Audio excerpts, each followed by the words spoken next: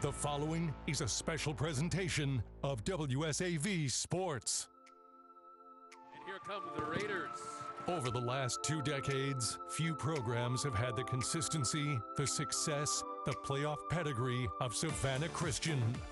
Powered by a punishing rushing attack and offensive linemen that now pepper college football rosters, the Red Raiders ride an astounding streak of 19 straight postseason appearances. But Fellowship Christian is cut from the same cloth, a dangerous foe from the West with its own playoff streak and championship history. Tonight, these mirror images, twin sides of the same coin, are on course to collide. Next on WSAV.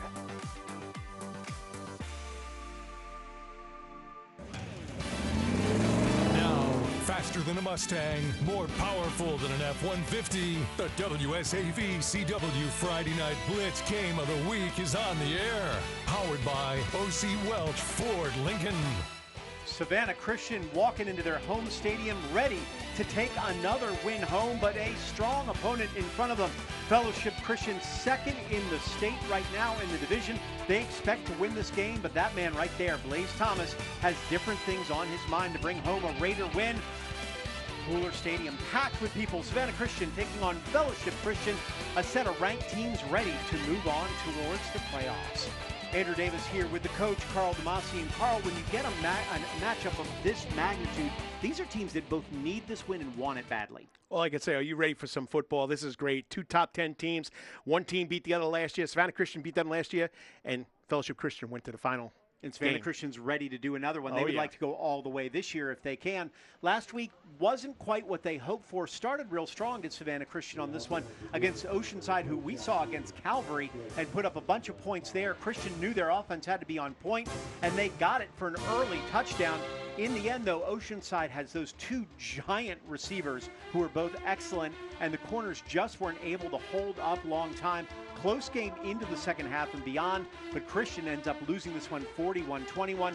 The keys to the game on this, I think, are real simple. Stop those big 3 from Fellowship, including the quarterback, who's got offers all over the place. I mean, it's unbelievable. I think, Georgia Southern, Georgia State, and the running backs going to Duke, and you got 2 wide receivers that can play. So you're going to get a lot of firepower here tonight again. Yeah, Coach Woodward says everybody's going to have to come to the ball to stop those guys out there. Special teams going to be the key. On the other side for the Paladins, Fellowship Christian's got a simple thing. They're 2-1 so far, but they've had a very hard schedule. 2 of the 3 games very tough, including Hebron Christian, one of the best teams in the entire state. Coach feels this team is peaking, though, or starting to get ready as they go into their region, which is no easy task for them, too.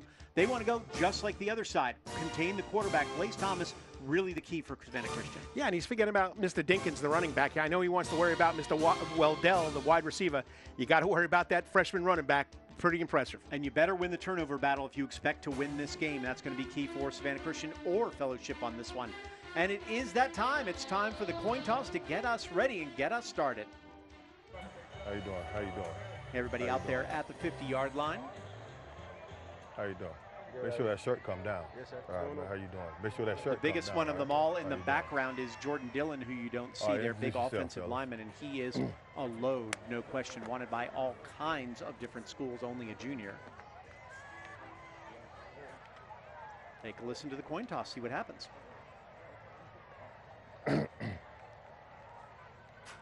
All right, fellas, y'all been chosen captains for a reason, okay? All right. Red talk to red, white talk to white, okay? All right? Fellas, if there's a mismarking of a penalty, say, referee, I'm a captain. I think y'all walked off 12 yards instead of 10 yards, okay? Then y'all address that to us, okay? And we will communicate with each other and make sure that we walked off the right penalty, okay? When it comes down to penalty enforcement, we will not ask none of y'all captains what y'all want to do. We will ask your coaches. We're going to let y'all play football, all right? We're going to let that be in your hands of your coaches, okay? All right. Fellowship, since y'all are the visitor team, you're going to do the coin toss, okay? All the military branches are heads. The eagle is tail. That's heads, that's tails, all right? That's heads, that's tails, okay? What's your call, sir? Heads. He called heads. I'm going to flip this coin in the air. If I drop it, we're going to do it all over again. He called heads. All right, what is it? All right, you have choices: kick, receive, or defer.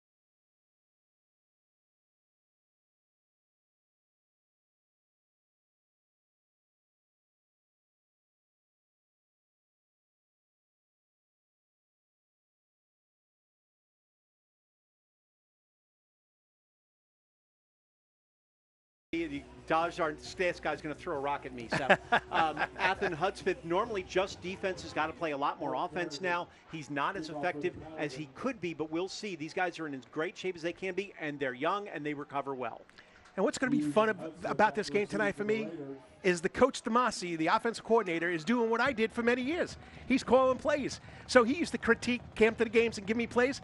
I'm going to critique him tonight, but I don't think I'm going to be able to get him plays, though. I think there's some real questions about the Damasi character just because of his background exactly. Russell Damasi is your offense coordinator from Savannah Christian. I'm sure will be making sure he's doing the right thing all day. So Fellowship will go ahead and kick this one off to Savannah Christian. Couple guys back deep. That's going to be that man, Athen Hudspeth. And he's going to get it right to the 20, maybe the 21. Then a big gang tackle by Fellowship on this one. And that's where Savannah Christian will start with senior quarterback Blaze Thomas. We've done enough of these games now. I feel like I've watched Blaze Thomas grow up with this team and grow up as a quarterback, and he is now a star on that team. What he's doing this year, I'm surprised he doesn't drive the bus to the games, because what he's doing for that offense is unbelievable. He's running, he's passing, he's a leader, he's vocal, and he's pretty impressive. And you see the growth now that he's a senior. And 25-4 as a starter. Yes. That's what you have to look at most. You get the W's. That's what matters more than the stats. So Blaze Thomas out here. We're going to start with 3 wides, 1 running back for Savannah Christian. 3-3 defense for the Paladins. Only those 3 defensive linemen. Interesting to see what Savannah Christian does with that. There's going to be a handoff. No, it's going to be Thomas up the middle. You're going to see him carry the ball a lot, throw the ball a lot, and we're going to call his name a lot. He's going to gain about 4 on this one. I mean, he was responsible for almost 35% of the offense last game. So, you know, you're going to hear number 3 a lot. And you wonder if he's going to have to do even more this game for them to go ahead and win. If Coach Woodward has his way, it's going to be somebody else stepping up, whoever that may be. Well, Mr. Dinkins is not in the backfield. Not at the moment. No, it's Hudspeth in the backfield with him. We're going to go 3 wide again, 2 setbacks on this one. It's the handoff to Hudspeth, and he's going to get around the corner, past the 30 to the 35, almost to the 40, to about the 38-yard line. A first down on a carry of about 16. It's going to be a battle of fatigue tonight for the Raiders. I mean, they got a lot of guys going both ways, and they're going to have to step up. Like I said,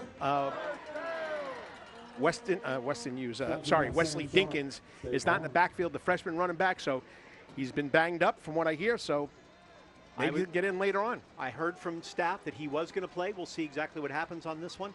Hudspeth, by the way, hadn't played offense since his freshman year, and now has been called into duty right here as the starting running back in this one.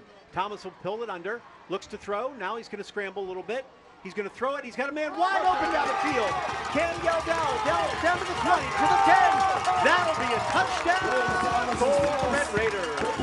I got to say, I call that from up here, not the real Coach Damasi on the field. But once again, Blaze Thomas makes something out of nothing. And that's what I'm saying, nothing, buddy, nothing. And also, when we're talking about it, there's such a key on him and what he can do running that they left the open on this one. The corner left him open, and yet Yeldell wide open, nobody anywhere near him, and that's going to be an easy touchdown. Well, it's because of Blaze Thomas, his reputation. He's going to run the ball, so what does everybody do? They're going to come up, and what happens? Yeldell gets behind the defense for a touchdown. 4 receptions, 120 go into this game. Add another touchdown, his 2nd of the year for Savannah Christian. Suddenly the Raiders have exactly what they wanted, a great start on this one. Kick it up to Carson Leak on this one.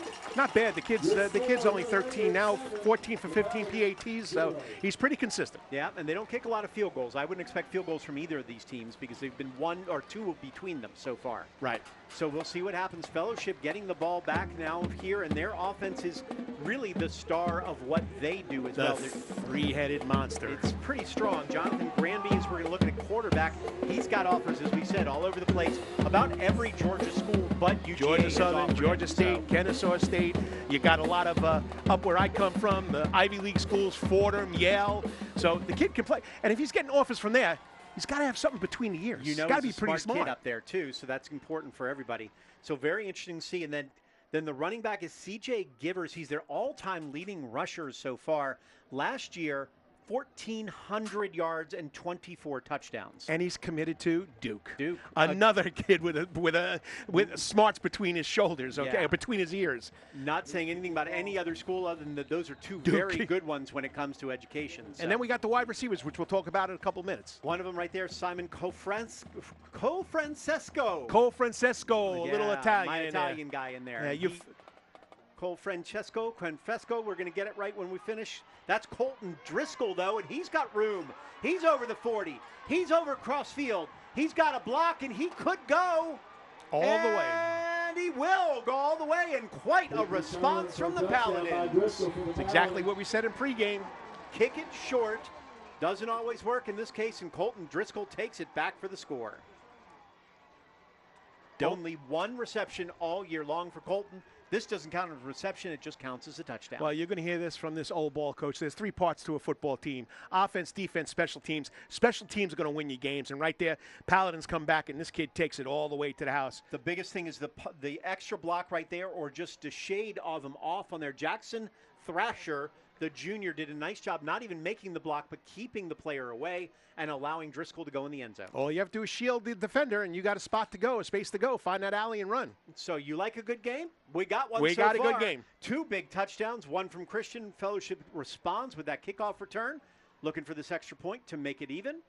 Andrew Collins. And Collins will kick it up and good, and we are 7-7, 10 minutes left in the first. So Christian said walking in the game, special teams would be key. Already that has let them down, so now it's right back on offense. Well, you got to take care of the ball. You got to take care of the ball on special teams. You see what happened when you don't stay in your lanes, and, like you said, the Paladins made some good blocks here. Here he goes right here. He's got the ball, getting sealed off. People not staying in their lanes. He's got a seam, and he's gone.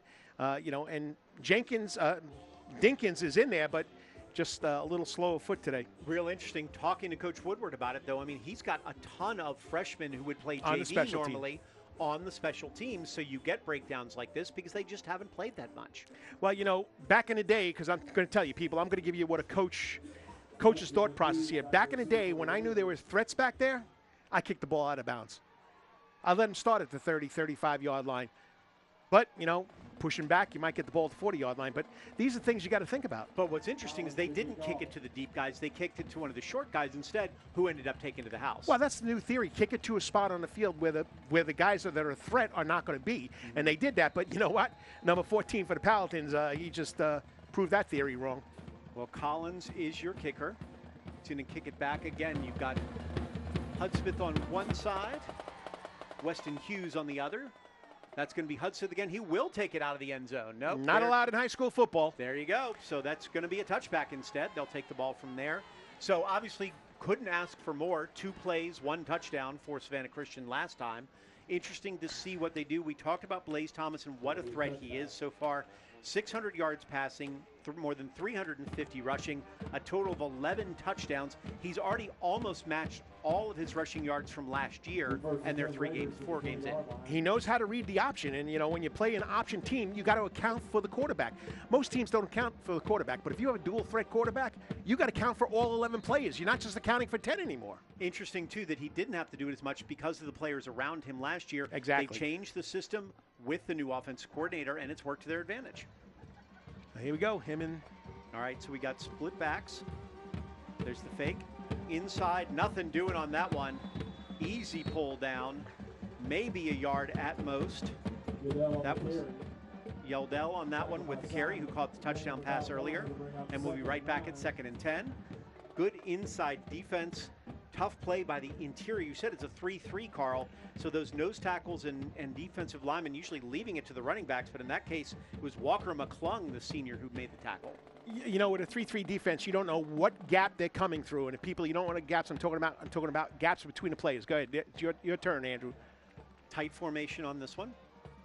Fake by Thomas. He's going to roll out again. Roll, misses a guy that goes sidearm, almost intercepted right at the feet of one of the defenders, and that's going to be incomplete and will be 3rd and 10. Yeah, he was looking for number 4, Ivy Richardson, but there were a lot of white shirts around, a lot of red shirts, so tough pass right there. So Here's our first 3rd and long in the game. And we talked about guys playing both ways. Richardson is basically their lead tackle, tackler as well, so not used to as much offense. But Coach said he is very good at it, so he will get time out there. Everybody's going to have to contribute if they're going to walk away with a win. So here we are, 3rd down, going 4 wides, 1 back. Hudspeth next to Thomas. There's Thomas under pressure again. Able to escape once and then throws it deep one more time. He's got his man, hit him in the chest. Weston Hughes looked like he could have had something there. Turned a little bit in the different direction, and unfortunately no catch for the Raiders. But if we go back to the replay, you don't see 1 down lineman for the Paladins. There's 11 white jerseys standing at the line of scrimmage. Okay, we got a little past the point there, but I'm telling you right now, that's a confusing defense right there. It's sort of that old amoeba defense the Steelers used to play, and a bunch of others is maybe one, if anybody, and then everybody just backs off. So they're going to do things to confuse Thomas because they don't want to let him get moving and get on a roll someplace. All right, we're going to see where Mr. Leak kicks the ball here. Right, Leak? Indeed it is. Indeed it is. Carson Leak so far averaging 37 points or yards per punt on this one. He's going to get a great roll inside the 40. That'll be down at the 37-yard line. So that's where Fellowship Christian will start with their first offensive play after getting the kick return for the touchdown to tie up the ball game. I mean, beautiful kick. I know it wasn't high. It was a low-line drive. The Paladin return person didn't come up, and, you know, you got a good roll. Kind of like the line drive in the scorebook if it's that Texas Leaguer bloops over top of the second baseman's head for baseball. So you don't know what it is. So we are going to get a first look at Jonathan Granby, the senior, 6 foot, about 190 out here, 478 yards passing, 244 yards rushing so far, doing a little bit of everything for this team. And he's done everything he needs to try to get the attention of the colleges. And as we said earlier, he has. It's going to be he and C.J. Givers, the running back, who are really the keys to everything they do on offense. The man in front of Givers is Caleb Nelson, the fullback. Good old-fashioned I formation. There's the handoff to Given. And Givers gets past the 50, down to the 45, and he broke through a tackle, and he's now going to take it all the way. C.J. Givers is going to go 62 yards for the touchdown. You got to pin into that sideline, don't you, Carl? And, you know, once again, we're talking about keys to the game. You got to wrap. You got to get 11 guys to the ball. And right that in there, we didn't have enough red helmets over there. It's hard to see from that opposite side, but you basically just didn't hold on to him. Wrap, and they said they needed 11 guys right there. They probably needed 12 to get to Givers as he takes it in for 62 yards. So we've had 3 huge plays in the spot of only 4 minutes in this game. And Savannah Christian is back in the idea. Now they're going to have to come from behind, whereas they've already been up once. Same thing last week against Oceanside Collegiate. They got behind, but they battled. It was close in the second half. There's Andrew Collins. He's going to kick that up and good. So it's 14-7. Fellowship, 7:55 left in the first quarter. We'll see how Savannah Christian responds right here on the Friday Night Blitz Game of the Week.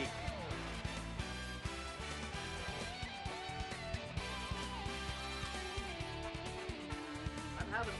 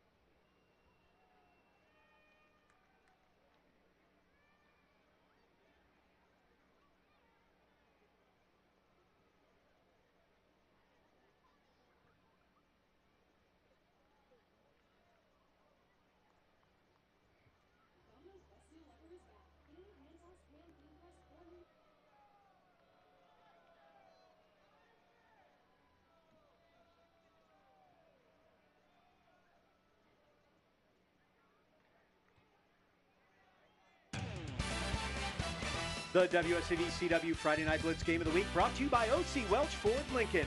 Looking for a new truck? Go see O.C. today. Well, Savannah Christian is going to need a drive of their own here after giving off a kickoff return for a touchdown and then a 62-yard run on Fellowship's first play, suddenly down 14-7 after a 70-yard pass of their own. Carl, this is probably exactly what Savannah Christian didn't want to happen, was to give up 2 huge plays instead of at least making Fellowship work for them. Well, you and I talked about when we were doing our pregame stats and stuff, we didn't see a lot of stats on these guys because I said to you, I said, and you can tell them, I said, it looks like they're a big play team. Yeah. And that's what we've seen so far. We haven't seen any kind of drive or anything. And I'm telling you right now, old school across the field here, when he came out and run a good old-fashioned high formation. You don't see that much in football these days, do you? Where? Unless you're short yardage or right on the goal line. Well, now we got to do the tush push.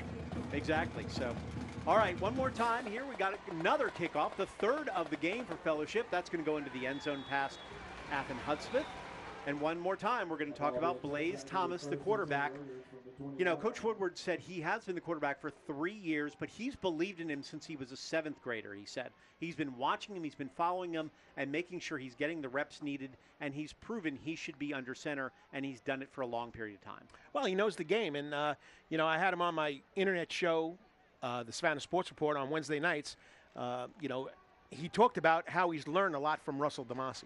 He says he helps him. He's learned how to read more, and he's got a lot of confidence more because he feels more confident in what he's doing because he has an old former option quarterback running. Exactly. Nice to have a quarterback as there, not to saying anything about anybody else, but that's so good to have that quarterback guy in the room saying, I know what you're watching right now. So we'll go back 3 wides again, split out wide. That's Hughes on the play. Thomas is going to take it the opposite way, away from the motion. He's going to get down to about the 23, 24-yard line on the carry. I was surprised looking at Thomas. He's not the biggest guy out there, but he's got big legs. He's got strong legs that he's clearly worked on to get there. No, I mean, he's definitely matured since we seen him 3 years ago. And there have been some great plays that we've seen him do here because he's got that good heart. Now I think he's got more of the body to go with it. Coach said he's really working with him to see what he can do quarterback and otherwise maybe at the next level. So here's 2nd and 7. There's the handoff to Hudspeth, and Hudspeth again up the middle. He's going to get a little carry for about 14 or 15, and maybe a couple more. They brought him down, and Wes did call him down initially, so he'll get about let's watch the 13 replay. If he's still on top of the defender, he's not down. And not one part of his body touched the ground. Can't see the knee. That was a tough angle on the knee there. But it was either elbow or knee, but the refs were all over it. The one on the left side was able to see it. So it's too early to get on the refs, Carl. We're I'm only not getting on the refs in there in the first quarter. I'm not getting on the refs. I'm just giving you my opinion. It didn't look like any part of his body was down, and the kid rolled off. Athen Hudspeth rolled off and got more yardage, but like you said. Smart play by a good, smart player out there to make sure until they blow that whistle, you keep going. I'm not getting on the Here's Thomas in the shotgun. He's going to throw it out to the outside. That's going to be quick out. Nothing doing, though. Easy catch by Andrew Goodman, the tight end. Good tackle by Colton Driscoll, who already had the kickoff return for the score. So once again, guys playing on both sides, both ways, too. Driscoll, as we said, got that kickoff return. Nice form tackle to wait for other guys to get through and make sure he took him down. And a loss of 1. Like I said, trying to read this defense is pretty tough because you can't see where anybody's coming from. They got 2 down linemen. They got, well, no, they're not even down. They're all standing up. You got 11 guys standing up. Exactly. So you're not sure exactly where they're going. There's the handoff to Hudspeth again. Nothing doing this time, though. He's going to get taken down way back in the backfield. Davis Ferguson, the linebacker, he's going to take him down. And that's going to be another loss of 2. Well, Coach Thompson knows defense. He's been a defense coordinator all over the place, along with a head coach. Ole Miss, Florida, Arkansas, South Carolina, and LSU. Those are pretty good football programs to be defense coordinator or co-defensive coordinator for. Head coach at East Carolina, too, right? Absolutely. I was focusing on the defense there, but he was a head coach and knows what he's doing with this team, too. As you said, they made the state finals last year. They believe this is the year they can take it all away. Yeah, he's been there 3 years, so, you know, he's done a good job. But like you said, that program's been in the playoffs 9 straight years, just like Savannah Christian. I can't believe it's 19 straight playoff appearances. There's Thomas. He's going to tuck it under. Looks like he's going to run. One man to beat. He does, but doesn't quite make it all the way as the rest of the defense comes to get him. That is a good game for about 7, but will not be enough for the first down. You expect Savannah Christian to probably punt from there. Good juke move. Was hoping somebody might break open. Was able to bring him down after that. Good tackle by Mac Town. Yeah, So they will have to punt. This will be the first punt of the game. First time either team has been stopped on offense or on special teams. Very tough to teach that stop on a dime and go that Blaze just did. It's very tough to teach. That's instinct. And, you know, like we've been talking about over 3 years, he's learned how to do that. Yeah. Second punt actually here for Savannah Christian. Carson Leak, as we said, 37.7 punt average on 6 kicks so far this year. Also is their kicker for extra points mostly. That is Davis Ferguson, I believe, and Driscoll. They'll do a fair catch, either one on that. Nothing doing, about the 22, 23-yard line. There's actually C.J. Givers down there who made that catch, too. So you know that's a dangerous one. They didn't kick to him at the open. Driscoll was take it back. I don't think you would want to put Givers' hands any place. So tonight we got lots more action on the Friday Night Blitz. I can't tell you. We're talking about 20 games by the time we're finished. I'm really interested in the Statesboro team to see what they can do. They've matured a lot, and they've grown as a team. I'm going to rebuttal you on that. I'm looking at the Islands-Groves games. Islands hasn't won in 3 years. Groves hasn't won in 9 games. Islands is up 16-0. Hey, there you go. Yeah, the old Islands coach still proud of his team out there. The father of the program right here. Exactly. So 11:15 tonight on WSAV. There's the fake, and that's Granby who gets around the corner. And again, a huge play. Tackling, nothing doing. Instead, they found something to the left side. Granby's going to get about 24 yards on the carry. Good zone read right there. You're reading the defensive end, and he faked the ball to Givers and took it around the left side. Right here, you'll see it. Givers took that touchdown first time, so you know they were focused on him. So you knew they had to try to make sure that would happen. Cam Yeldell is the tackler on that one. We said both sides. Yeldell, a great wide receiver with the touchdown, but it's got to make that play on the corner. There's Granby again. He's going to throw a quick out right there to Driscoll. Driscoll gets around the corner, but will get nothing. In fact, may have gotten back to the original line of scrimmage. They're going to give him 1 on the throw, and that's about it. And we got a Raider coming up hurt right there, number 13. I think that's Aaron Hall, the corner. Right, only a sophomore. He's been playing a lot, though. Seemed to catch his arm a little bit when he made that tackle. Good tackle, but they're going to need him there. And here are the defensive starters. We've only seen one play so far before this drive. So we finally get the defensive starters for Savannah Christian. 2nd and 9 now. There's the pitch to Givers. Givers is cutting back into the middle. He'll get 2, maybe 3 yards. Nice take. Take his legs out, Christian Beard, one of the leading tackles on that rated defense. That's all you got to do, cut his legs out. Watch here, he comes in, takes him out low right there. And you're not going anywhere. Whatever you can do to stop him. Gerald Howell as well, the senior, JT Howell, I believe. JT officially with playing some defense. He's normally their main one of their main offensive linemen is going both ways and playing some defense out there. Going everywhere. 3rd and 6 for Fellowship. Jonathan Granby, your quarterback. He's going to go tight formation with 3 wides. Granby looking. He's under a lot of pressure. He's back and back and back. He escapes 1, escapes 2. Now he's got a little room to run. He's going to get over, and Jordan Gross is going to bring him down before a whole host of tacklers. And he's going to push almost to the first down line. That's some body strength from Granby and good elusiveness there. They're going to give him a first down on extra effort. Wow. I mean, look how big the kid is. I thought he was done here. I mean, he just runs over the first defender, and just his momentum takes him further. Boom. Oh, he levels out a Raider right there, and he's got 1, 2, 3, 4, 5, 6 Raiders, and he's still got his legs pumping. And they got him right to the line. Jalen Wright was the first one with a shot at him. Jordan Gross thought he had him down, but he threw the shoulder and then was able to push forward for about 5 extra on a huge play. One of the best 6-yard runs you're going to see in a long time. There's Granby. He's going to throw it up. Catch right there by our guy, Confrancesco. You got it. But Simon Confrancesco. 3 Raiders right there on the hit. You got it, Wydell, Hudspeth. Quick out right here. Gets off the block. 3 of them right on top of him. Good play by the defense on that one. Savannah Christian really swarming to the ball, which is what Coach was stressing out there. Every step to make sure that they make that tackle because it's been a problem otherwise. But you notice once those runners get steam, they're hard to bring down. And Confrancesco didn't get enough steam to go anywhere. Exactly. So 2nd and 8 on this one. Granby in the shotgun. He's going to pitch it to the outside. That's going to be a bad throw, just underthrown for his wide receiver out there. Not much pressure, not the best throw. Had a receiver open, but couldn't hit him. Another long third and out on this series here. Coach John Thompson yelling at the refs, making sure he works them early, I believe is the word on that one, making sure his team's ready. When you've got a quarterback like Granby working as hard as he has, that's going to help. Interesting, they went that I formation initially, and we're back in the spread immediately after Exactly. that. Good play, though, because it resulted in a touchdown for Christian, for Fellowship Christian. There's Granby again, back to pass.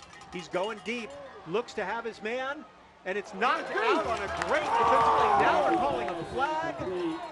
That's a tough call right there. I thought that was really well played by Weston Hughes. I thought he had him there, and the ball looked like a well-played. We'll see how much of the body he got. Here we go on the replay. He's got a nice arm right there. He lets go, nice tight spiral.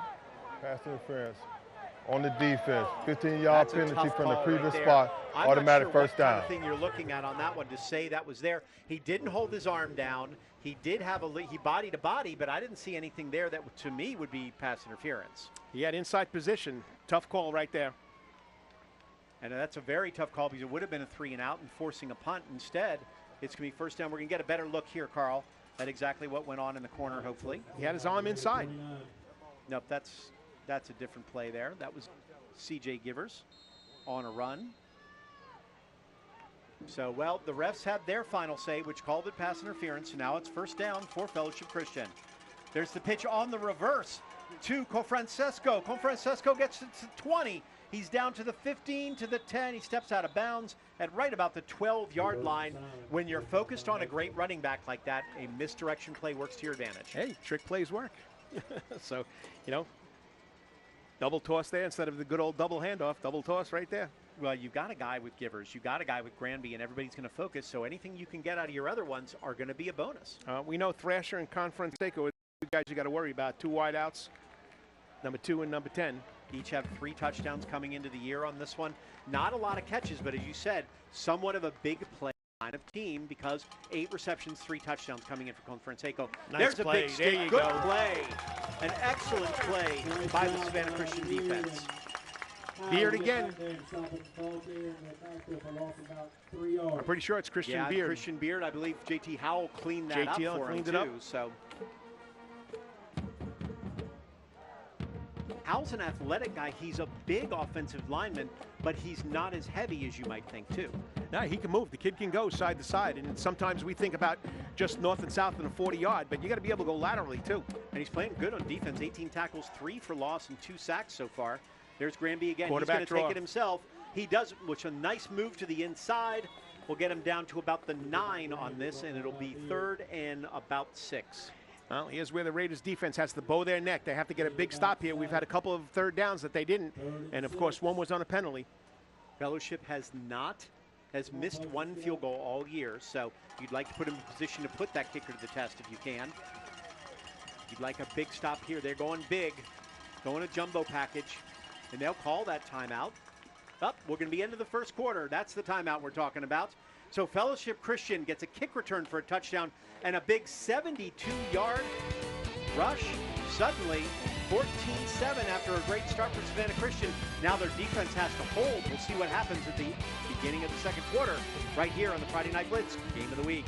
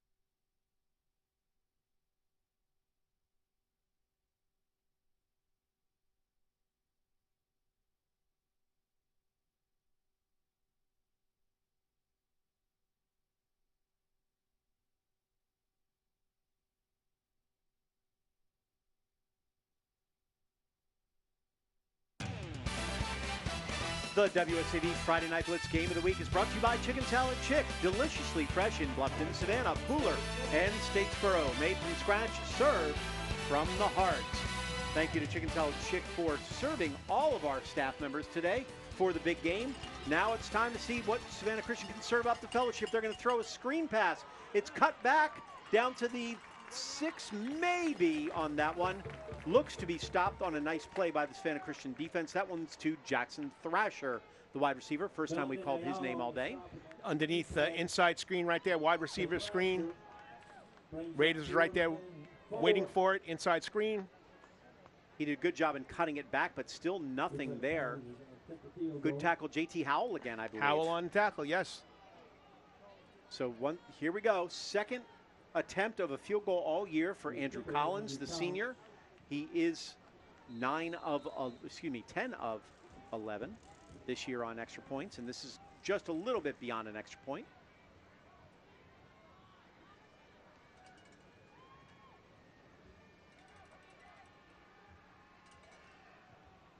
The kick is up, and it is good. So Fellowship takes a 17-7 lead. I do think that's a moral victory for the Raiders, though, to hold them to that field goal. Exactly what I was thinking, Mr. Davis. Yeah, they held him. You know, to be honest with you, I don't think they should have scored it, but you know what? That's part of the game.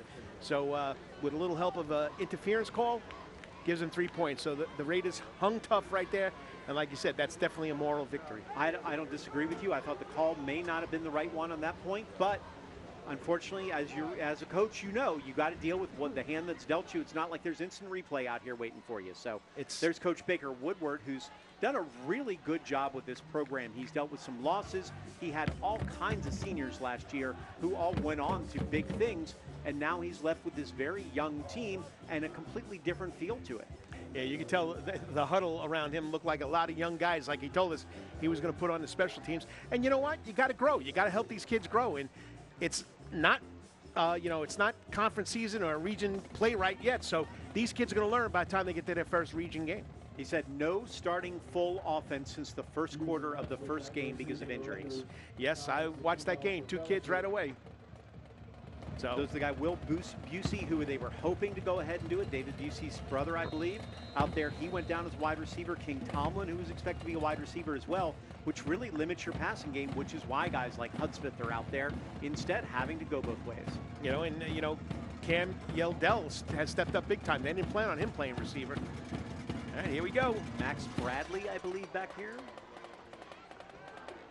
That's Hudspeth again. Hudspeth from the 3. He's going to get across the 20 to the 25, trying to break a tackle. Almost does, but gets brought down at about the 31, 32-yard line. That young man hasn't come off the field yet. He's been on the field for every play. They were talking about he and Weston Hughes. They said Weston Hughes was basically in a full body cramp after the game because he played so much, and said, though, I'm ready to go, Coach, as soon as you need me. But this is typical of a small school. You have to have your best athletes playing all your sports, and they're both outstanding baseball players. So, your athletes have to step up, and that's what they're counting on. We saw it from Oceanside, who had a bunch of lacrosse guys, too, out there who are making the difference. First time we're going to see Mr. Wesley Dinkins in the backfield. Dinkins is their leading rusher, 419 yards and 2 touchdowns, averaging about 5 yards per carry, which is very good. The freshman taking over for the semi-legendary Zoe Smalls for Savannah Christian. Really high on him, as Coach Woodward will see if he's going to get a couple carries early. They're going to fake it to Dinkins right away. Thomas, instead, under a lot of pressure, he's going to try to escape, and he will go down at about the 29, gain of 2 maybe. That's what Coach Woodward was starting to talk to me about. Baker said, you know what? I'm trying to teach him that sometimes it's better to go down than take a hit because we need you too much. Yeah, he went down at the right moment right there. Number 17 was right on his back. Noah Hazard, the linebacker. Hazard had 13 tackles and 1 INT so far this year. Had 5 sacks last year as a junior. Now, Fellowship Christian's got 3 down linemen. They've been playing without 3 down linemen. Playing on the sweep to Yeldell. Yeldell will get past the 30-yard line, past the 35, and he should have a first down right about the 38-yard line. Good play call right there to cross him up. See, this is the same concept, or the same game as last week, Oceanside Collegiate, because I watched that game too. They move the ball, they just can't get a break after the first 3 wins. And the region schedule is a non-region schedule is pretty tough. Well, they had to because they were situation where only 4 region games, so you have to fill out a schedule, and not everybody wants to play a Savannah Christian because they are good. Here's Thomas handing off to Dinkins. Dinkins first carry. You can see that flash. Gets the outside to almost the 50-yard line, and then he's going to get hit out of bounds. They're going to tack 15 on top of that. So Wesley Dinkins comes in the game as a freshman and makes a difference. Late hit. He had 160 yards and a touchdown against New Hampstead. 15 carries for 48 only against Oceanside because that's a game that they ended up throwing a lot more, and it was a lot more Blaze Thomas. You see more and more of this, and I'm not saying anything about Savannah Christian people, but the tents close to the fence blocks everybody's view, so we couldn't get a good shot at what happened there. Helmet-to-helmet contact on the defense, 15 yards from the end of the run. We're going to play first down. That was a good call. Our director, Dan Flaxer, had that one, said helmet to helmet, even without seeing it. So I got to give the guy credit. You know, Dan knows some football. He does. He knows some football. He's done this a long time now. He's got to stay out of the mountains, though. You know what I mean? Well, he's not, you know. We can't talk about the mountains. We're not allowed yet. So it was a bad week for the mountains last week. So, well, here's a first down. First down right now for Savannah Christian at the 34-35-yard line. We may revisit that just to, you know, make sure Dan understands so everybody knows what we're talking about. Here's Thomas on the good fake. He'll go inside. He's going to get to the 29-yard line approximately. Good play by Colton Driscoll again. Good fake toss right here, and he makes the defender miss when he fakes the toss, goes right up the seam. And, you know, even though he hit him 1 yard up past the line of scrimmage, the kid still doesn't stop. He keeps his feet moving, picks up that extra yardage. I said his legs look strong, and that was proof right there. He was able to get a couple extra yards. Davis Ferguson actually making the tackle for fellowship. But that's part of coaching, too. You teach your players not to stop moving those legs. You got to keep moving those legs. And when they're that big, yeah, you know, you're going to get some extra push on it. Saw it earlier from Granby, and Thomas went right behind him. Instead, they're going to hand it to Dinkins this time. Not quite as much. He's going to get maybe one more, but that'll bring up about a 3rd and 3. But that Dinkins pitch play earlier made the difference to try to get the yardage that Thomas did on the fake on that RPO. I mean, you got to work inside outside. You just can't keep running to the same spot. So Coach Thompson over there yelling at his defense on going a little bit no huddle. This is what Woodward would like to do if he's got enough players out there. And he's getting his guys ready. 3rd and 5. Let's see what go 4 wide. We come up with. 4 wide. Blaze Thomas, your quarterback, with Dinkins next to him, the running back on the left. Thomas with a lot of time. He's got a wide open receiver. That is Weston Hughes, and Hughes is going to get down to about the 7-yard line. A great pitch and catch. Well, I'm telling you right now, I watched this kid so far, a lot of games this year. He can put the ball on the money. That's an outside pass, gets it to the outside shoulder. I mean, great job right there. Yeah, great play there by Thomas. That's a throw he didn't make 2 years ago either. No. Has really improved himself. He's worked on his game. Coaches are very proud of him. Here's Thomas. He's going to hand it up. And that is a touchdown for Savannah Christian. Thomas himself takes it on the keeper for the score. I'm getting tripped up here on my wire here, so I got excited. I almost fell off there. Please don't fall down. We've had enough injuries. They've had enough injuries at Savannah Christian already. So. Great quarterback midline read. I mean, if that's what we're calling it, I got to find out from the real coach Tomasi. But great call. That was Blaze Thomas. That was Blaze Thomas putting the Raiders on his back and going downfield. But I think the key to that, Dinkins in the backfield with that first run, huge difference because he's a threat back there. Not saying Hudspeth isn't, but Dinkins is a different kind of threat to go around the corner. Suddenly, Christian right back within 3, 8:09 here in the second quarter. We got ourselves a ball game. This is a very good game. Christian did what they needed to make that happen and make a good long drive on that one. Hank Tatum's down on the field. Hank, what are you seeing from the Christian sideline? Well, guys, when the defense was over there, they were talking about gap integrity. And who better to tell them about gap integrity than former NFL linebacker Keith Brooking, who's now the linebackers coach here at Savannah Christian. He had a 15-year-long NFL career for the Falcons, Cowboys, and Broncos and was a 5-time Pro Bowler. I talked to him before the game, and now he's a 2025 inductee of the Georgia Football High School Hall of Fame. And so he said that that's truly an honor, but he loves being out here now in his 5th season. He's gotten to coach his 2 sons, and he said more than anything, it's about giving back to his community. So who better to tell these linebackers what they need to be doing to make sure they stay in this game than a former 15-year NFL vet? Back to you guys. I love that Keith Brookings stayed, too. Logan left last year. Obviously, he was over at Clemson.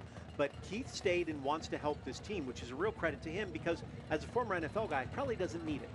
Atlanta Falcons. And Atlanta Falcons. Dallas Cowboys, Hank likes to say. He did play there once or twice. I'm going to tell you right now, Georgia Tech Yellow Jackets. There you go. Very important as well. A lot of those Tech folks were hoping Logan Brooklyn was going to go their way. So instead, he came over to Clemson on the other side.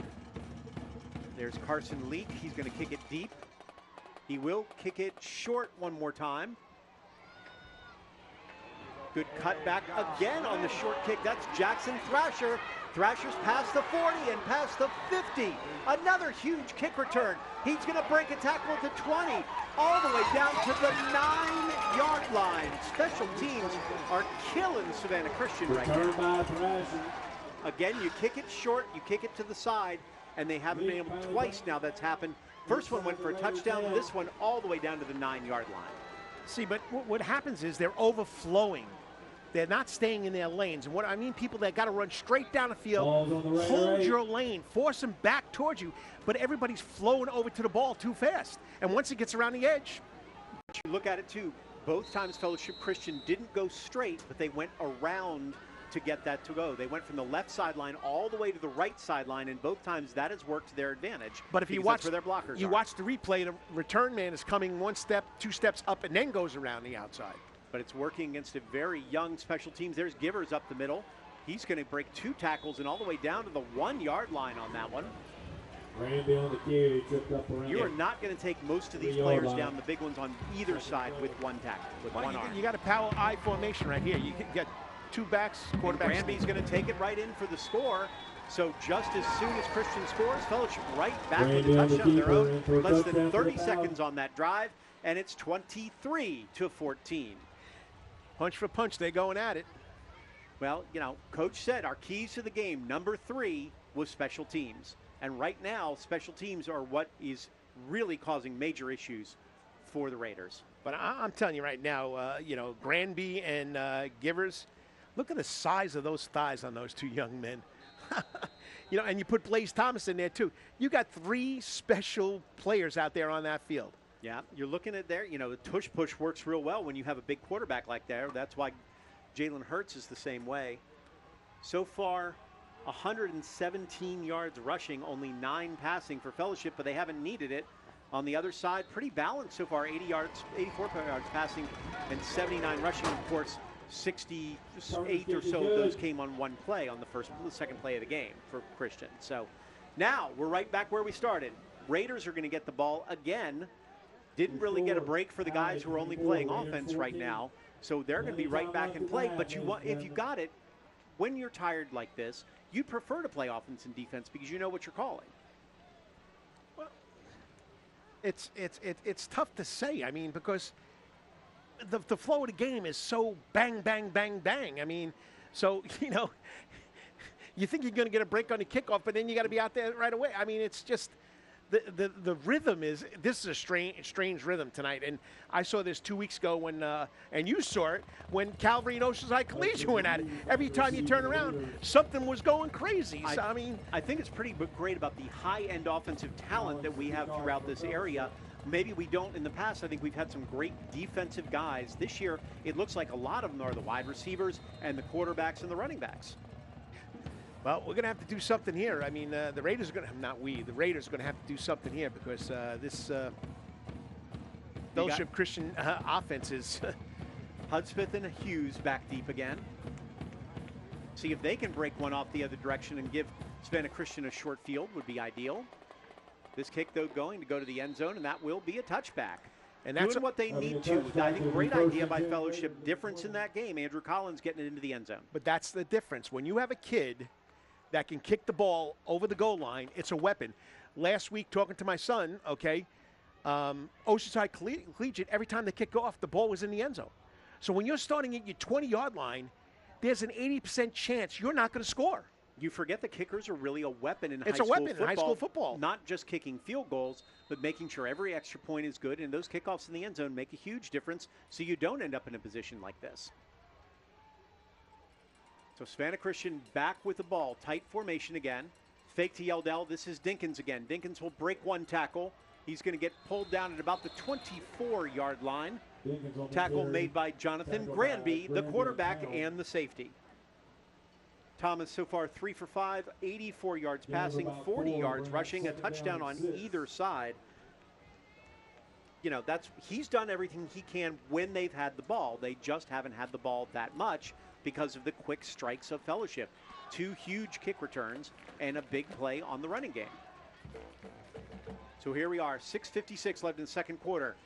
Savannah Christian in the red with the ball, down 24-14 in a quick strike offensive special teams game. There's Blaze Thomas, your quarterback. He's going to get down to the 26, maybe the 27-yard line. That will leave us with 3rd and 3. See, but this is the key. You got to, they're staying on the field. They're using the clock. But when you give that bang, bang, one long play on a special teams, it kills you. But that's exactly what Savannah's Christian's got to do. Control the clock, slow the clock with your offense. Davis Ferguson with the tackle, the linebacker. Here's Thomas on 3rd and 3. Pretty much the whole playbook open for everybody with 6 minutes and counting. Fellowship Christian in the white right now. There is a flag on the field. 76. We got 76. False start on the offense. 5-yard penalty. We play 3rd down. Davian Melton, the senior, who unfortunately false started for the Raiders. In case you've missed anything, which you've missed a lot so far, Fellowship has returned a kickoff for a touchdown. They had a 68-yard touchdown run as well. Savannah Christian had a 68-yard pass for a touchdown as well, and then a long drive to put a touchdown on the board themselves. Fellowship came back with another kickoff return down to the 9 and punched it in. Now Christian again. Thomas with a lot of room to run. He's going to get that first down. He's going to get pulled down right at the line. We'll see where they stop it. Looked like he had it. Didn't go down initially. They are signaling first down for Savannah Christian. Looked like good closing speed by Granby. By the way, again, the quarterback and the safety, great speed, was able to bring him down when it looked like Thomas had an easy first down. That's when you got to get down. It's almost worth the dive at that point just to get the 11th yard to make sure there's not even a question on that one. And then you don't take the hit. As we said, Coach Woodward doesn't want Thomas to take as many hits as possible because he's so key to this offense. Without him, they'd be in real trouble. There's Thomas with a handoff. This is to Hudspeth this time. Hudspeth up the middle. He's going to get 4, maybe 5. Good start for the Raiders. And, it's a good thing. They're alternating players right here, which is, which is good for the running backs. I mean, you had Dinkins come in. You got Hudspeth running the ball. There's another person on the team that Landon Tyson's the other guy who does run some for them. He's standing on the sidelines. Okay. I have not seen him in the game yet. So we'll see how much playing time he's getting. He's hanging with the coaches, so he's looking for some playing time. He's got 14 carries. There's the motion. Thomas on the read. He's going to go through, nothing doing. He's going to get pulled down. Coaches are looking for a horse collar, I believe, on that one and didn't get it. Colton Driscoll making the play. Look at the replay. He pulled him down by the back of the helmet. Yeah, by back of the helmet at that point. Technically not a face mask, nor a hearse collar. So instead, we've got a 3rd and 10 backed up here for the Raiders. 4:26 and counting in the second quarter. Blaze Thomas, your quarterback for Savannah Christian. Wesley Dinkins, the freshman running back who's had a spark so far. They will go with 4 wides otherwise. Timeout by Fellowship on this one on the defensive side. Coach Thompson wants to talk about it. We're going to find out exactly what happens next. 3rd and 10 for Savannah Christian when we come back right here on the Friday Night Blitz Game of the Week.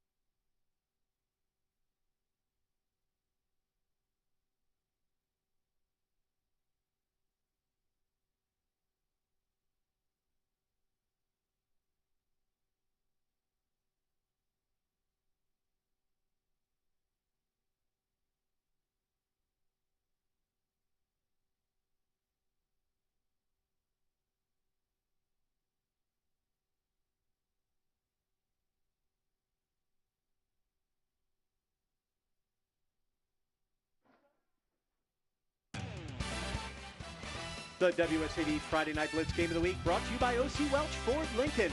Check out our exciting lineup featuring Aviators, Corsairs, Nautilus, and Navigator. Looking for a Lincoln? Go see O.C. today. Savannah Christian back with the ball. 4 wide receivers, 3rd and 10. They are down 10 right now. 4:11 left in the second quarter. Andrew Davis here with the coach, Carl DeMasi.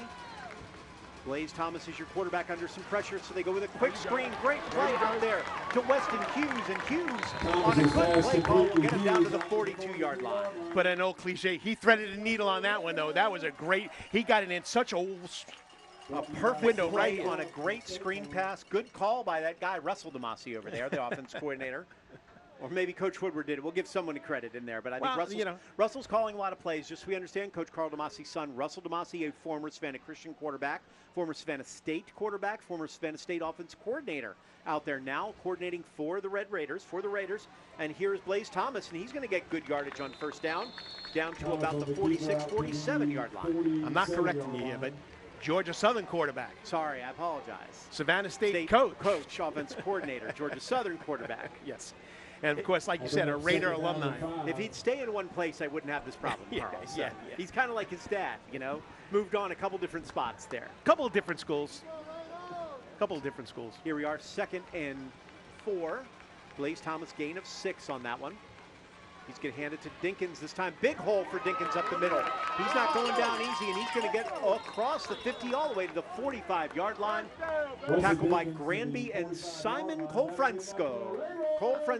I mean, Jordan Dillon, number 72, just annihilated. Right there, big number 72. Watch the extracurricular right there. Jordan Dillon is a man. You look at him on the sidelines, and you realize why everybody wants him on their college team. Just a junior. I think basically every school is offering him right now. I mean, he's a beast. He's a beast. And here's Thomas again, looking deep. Going deep. He's got his man. Oh, it hits again. Now that's twice that Weston Hughes got hit in the hands. This time a little bit easier than the last time. You don't hold it against him, but that was a tough one because he had to turn back around for that ball. Tough play. Luckily wasn't picked on that one. Jordan Dillon, 15 different offers. The best thing Coach Woodward said is he's one of the best kids out there, so you wouldn't even know that he's that highly recruited. I had a couple of meetings with that young man, and he's very well spoken. Had him on my show again. Don't forget, people, the Savannah Sports Report, okay, on Wednesday nights. You got to check it out. And also an interview with him on the Prep Sports Report on the website, because I also do that too, in which got to thank Optum Orthopedics for helping me out with that. So I love that you get a lot of those kids too who get a chance, like a Jordan Dillon, to talk where you may not, because he's an offensive lineman. And I think it's an appreciation for what we're doing for high school football in general around the area and how important it is to the area. I had Javian Williams, the Beach quarterback. Last week he threw for 6 touchdowns. And, that's what it's all about, getting these kids exposure. Exactly. Well, we hope Jordan Dillon's got a lot of exposure from the college side. We're going to hope that he continues to do very well for the Raiders and beyond. So we're 2nd and 10. That was a timeout by Savannah Christian, is what we're told. So 2nd and 10, 2:45 left here in the second quarter. Thomas hands it off to Dinkins. Dinkins runs into a crowd this time, gains 2, maybe 3. Walker McClung, the first one to hit him. So clock ticking with 2:30. It's that time period right now. You want to get yourself into at least field goal range, if not touchdown, but you don't want to leave fellowship with any time either. Well, they're covering Weston Hughes, number 6, and 7 Cam Yeldell, I mean, like a glove. I mean, you got to come to number 11, the tight end, which he has a mismatch with the person covering him. Timeout here again by Christian. They're trying to knock some time off the clock. 2:12 left. CJ Outland, your corner, and Corey Simon also is one of your corners on this one. So we're looking at a young man and another young man next to him, I believe, here coming up. We talked a little bit about Russell DeMasi. Look at that man. He's a good-looking fella right there. The Carl DeMasi Show with Dom and Russ, both of them great high school players in our area. Russ, as we said, Savannah Christian star, then became a coach, followed in his dad's footsteps. You couldn't really be proud of her, and what a great family as well, which is so important. I mean, that idea of having a coach in the family and him following you, what was that like for you? He's been following me since he's 3 years old. I'd be sitting down watching film. He'd be sitting there right next with me. I mean, this just gives me chills just watching how this young man has grown and the love of the game, the love of the sport. And all I could say is that, you know, he followed Dad's football steps, and he loves the game. I mean, it's all his life, you know. Even though he does have a lovely national championship wife, Georgia Southern cheerleader, 3 rings, and a lovely little granddaughter that's going to turn a year old. Well, we're hoping maybe he's going to get a ring from Savannah Christian this year, too. I hope so. Match it up would be great. So, in the meantime, they got to get through this one first. 3rd and 9 now. Blaze Thomas, your quarterback. We're going to have 3 wide receivers split left, 1 right. Here's Thomas. They come with the blitz. Thomas hits Weston Hughes right on the numbers, and that's a first down for Savannah Christian. Did you watch the defense on that? They had 3 guys lined up single, coming through the hole, and this kid still gets the ball up. Unbelievable. Boy, his arm strength has improved even since last year when we saw him so much. He's worked very hard on that. Oh, he said that. He's worked his rear end off all summer long. Here we are again, going with 3 wides. Here's the handoff to Dinkins on a big hole up the middle. Good shot for Dinkins. He's very close to the first down, probably just about a half-yard short. And gain of 9. Unofficially, they only have 1 timeout left, right? But they don't need it right now with 1:37 left. They'd like to see this clock. Their ideal is to score with 1 second left if they could. Fellowship is too explosive to get them any time left on this clock. And Fellowship starts with the ball to start the second half. I really like that call on Dinkins. Here's the handoff to Dinkins one more time. Nope, it's a fake. Thomas will keep the ball. There's a flag in the backfield, though, and he's going to go down for a loss. What's the call? My guess would be some sort of, that's Noah Hazard who's going to make the tackle. They're even called holding. I would think it's a motion of some sort. Illegal shift is what it is, a different form of walk off 5. Yep. And I think they have to walk that back because 5 yards. The way it was. Good chase down here. They're not letting Thomas get much running room. If he's going to win this game, it looks like it's going to be with his arm. Yeah, they got to get up on the line right away and run the play. Legal motion on the offense. Penalty decline. 4th down. No, sorry. Will be declined because obviously they lost yardage on that play. It's 4th down? No, it's 2nd down. He just said 4th down. He is incorrect. So it's 2nd and 4 after the play by Dinkins before, because they lost 3. I think there's questions right now on that offense versus defense situation. Fellowship just called the timeout to try to save some time. I got 3rd down. The referee said 4th down. The chain marker, the down marker, says 2nd down. So what do we have? We have a lot of talk between various people to make sure we figure this out someplace. Do we want to roll the dice? You know. I think you're right. It's 3rd and 4 because we had the first down, which was Dinkins, who got 9. Then they lost 3 on the play, so it would be 3rd and 4. Fellowship. Second time out of the half. They called the timeout to try to save that time so Christian couldn't milk that clock more on 3rd down in case they couldn't get the first down. Even our man, Taj. Even our man, Taj Green, has 3rd down. Taj is on it. So Taj is our stats guy. We talk about him every week because he's been working hard over here. So he'll have our halftime stats for us and much more. I mean, he's doing a great job.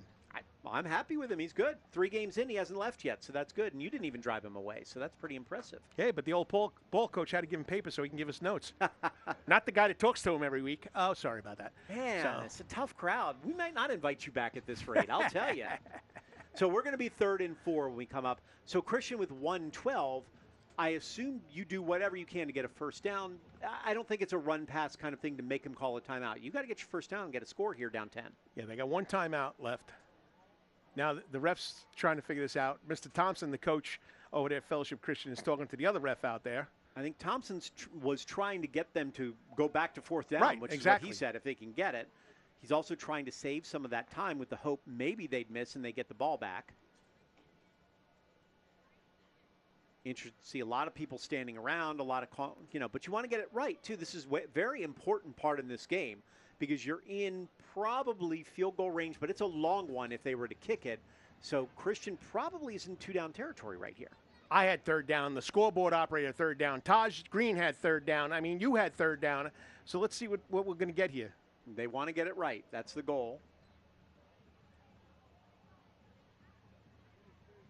Our guy Hank Tatum's down there on the sidelines with all the chains. I think he's trying to tell him it's 3rd down too. So I saw him walking around there. So working on a spot to figure out exactly what happened. Remember, Thomas went down So I think the question is, where was the ball? Right now they've got it about the 27. I think Coach Thompson's saying it should be about the 30. We had a replay there which was right in between. I think it's right at that 27, 28-yard line. Coach Thompson's trying to say it's about the 31 instead. So we'll see where he went down on this play. The wonders of television replay.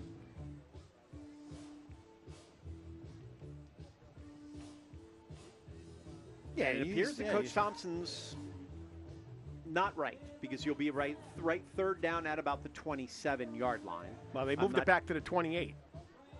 Well, every couple inches counts in this case, especially with two defenses who can hit like they can. So, how many conversations do you think Coach Thompson's had in 37 years of coaching with the referees? A lot. More than me. Pretty amazing when you think the career he's had in college and high school, up and down, back and forth, and being such a defensive guy. This is a really good team. We said 17 seniors on this team, so you know they think this can be their time to go. Yeah, they were there in the finals last year. They lost 19-9. Now they're going to talk to Coach Woodward on this one. On the other side, we talked about the fact there, 3 seniors, basically 7 on the whole roster right now, and 19 freshmen out of 49 guys that normally are on this roster for Savannah Christian. Completely different team, a completely different mindset right now for Savannah Christian. All right, let's see what he's got here. A legal shift on the offense, 5-yard penalty from the previous spot. We're going to replay second down. There you go. So now we figured out, instead of taking the loss on the quarterback play, they'll push it back 5, give him another down. But listen, he just said we're replaying second down. So, okay, they changed the down marker. Okay. Well, we got it right up here, Carl. We got that right, touch. and we got it right, and we got it right on the scoreboard of our own. That's all that matters. So we'll figure it all out from there. You know, Dan's on top of that stuff. So here we are. So now we're 2nd and 5 instead of 3rd and 3. What is the problem? We're trying to make sure it's all right and making sure that the location is correct. Because this all started when Dinkins got about 9.5, so they were about a half yard out. Thomas lost 3, but instead they decided to go with the illegal shift penalty, which then makes it 2nd and 5. Now we're back to real game action. 1:12 left. Savannah Christian in the red, down 10. There's quarterback Blaze Thomas, hits his guy and unfortunately dropped on that one. Pretty good throw again by Thomas, maybe a little too hot to handle. I thought he hit it right in the hands. Here we go.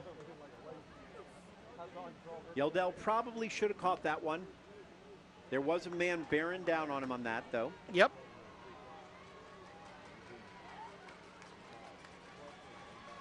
Calling your plays out here, seeing what they've got. What do you call on 3rd and 5 from the 28, 29-yard line?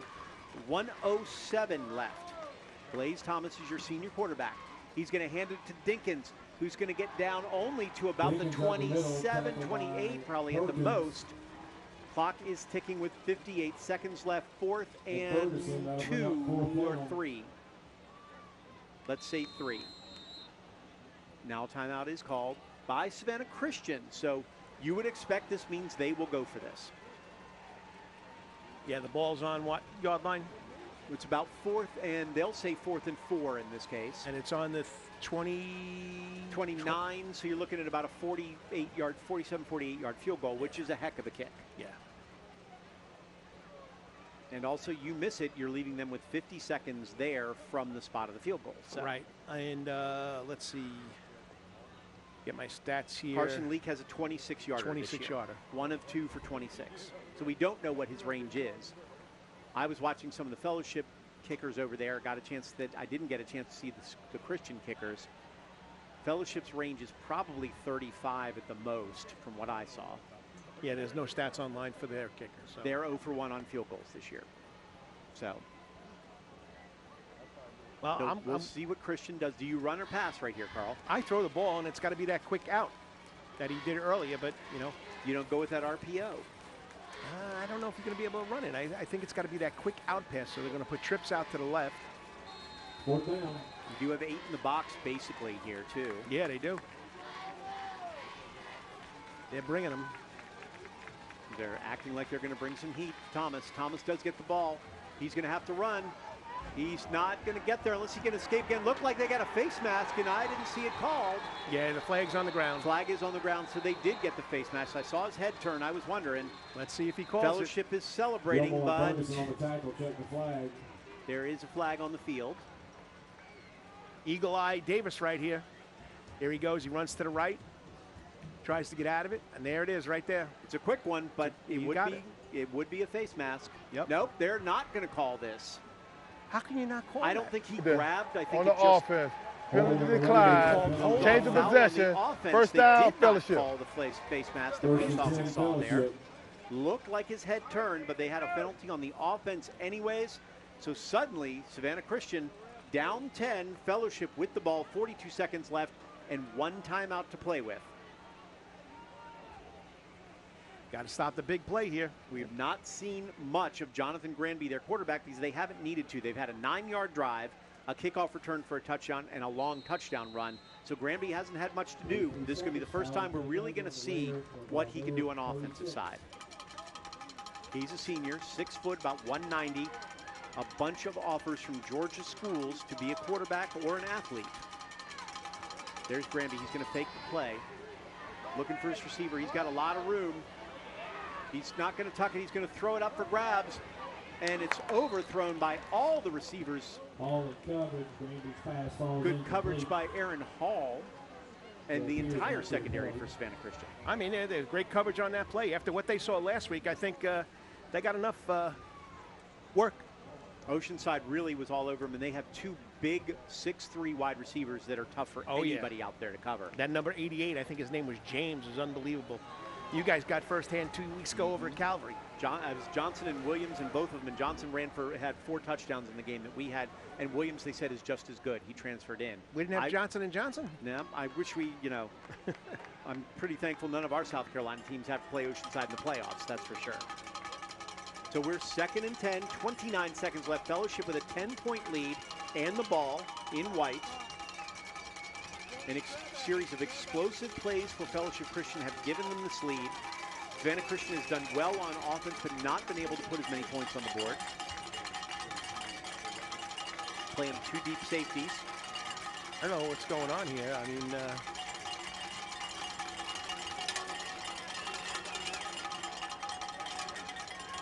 we got some play clock issues on the field. You see the zeros. Now it's back to 40.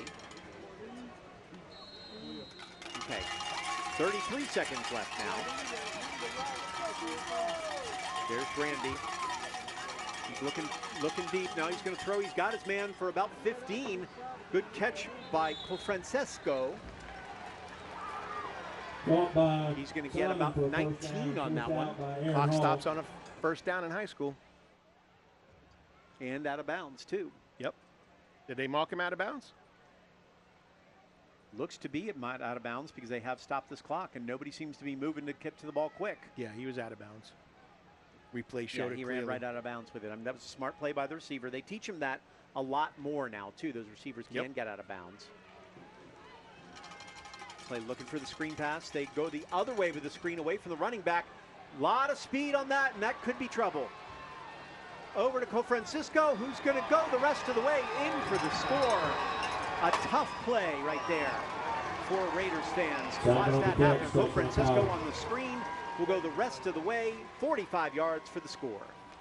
Hey, you got to make the tackle. You got to wrap. You got to come in and hold on tight, and hopefully the troops come behind you. And just didn't get anybody to wrap them up. I think that's been the sort of the play of the half so far, is tough tackling and also good moves by the Fellowship Christian athletes on the offensive side. Couple cut back there, and he was going to go in. 3 cuts back and was able to get past that secondary into the end zone. Talented wide receiver core who don't get a lot of action, but when they do, they make it count. Instead of going in at halftime with a score, we go down a score. Andrew Collins, your kicker, and as you said earlier, Fellowship Christian will get the ball to start too. Kick is up, it is good. Collins kick is good. So we are at 31-14. Fellowship with 12 seconds left here in the second quarter. 14. Christian hoping maybe to break a big return, but all the plays have been into the end zone so far for them, so they haven't even had a chance for that kick return. Not a big crowd for fellowship, but a very vocal one. Happy to be here.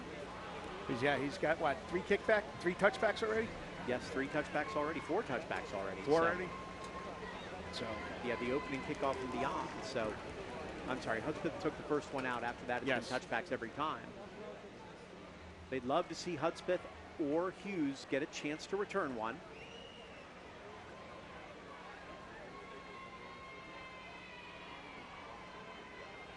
It's a good screenplay call, I think, on fellowship there. They were looking to get some yardage out of it. Obviously, they got the bonus, but really good call to going the opposite way because everybody believed they were going right to their bell cow on that one. I would have looked at C.J. Givers. I saw him on the left side.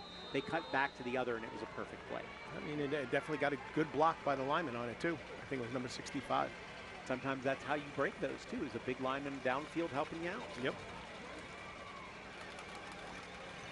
Acree Parker, the lineman on that one, give him the credit. Got to give the big guys some credit now and then, too. There's Collins. This one will not make it to the end zone. Here's Hudspeth out to the 15. He's going to get swarmed under by a couple different players there from Fellowship. Hudspeth on the return. Caleb Nelson, one of them in there, and Colton Driscoll, who returned to kick for a touchdown. And now a player is down, and that is Hudspeth, and they cannot afford Hudspeth to be out for any period of time. He's a key player for linebacker and secondary on defense and playing running back for them. Got up slow on that one. Let's see his replay. He got hit pretty good on this. Runs into his own man. And then got thumped onto the ground. Hopefully he's doing fine. Probably just the back.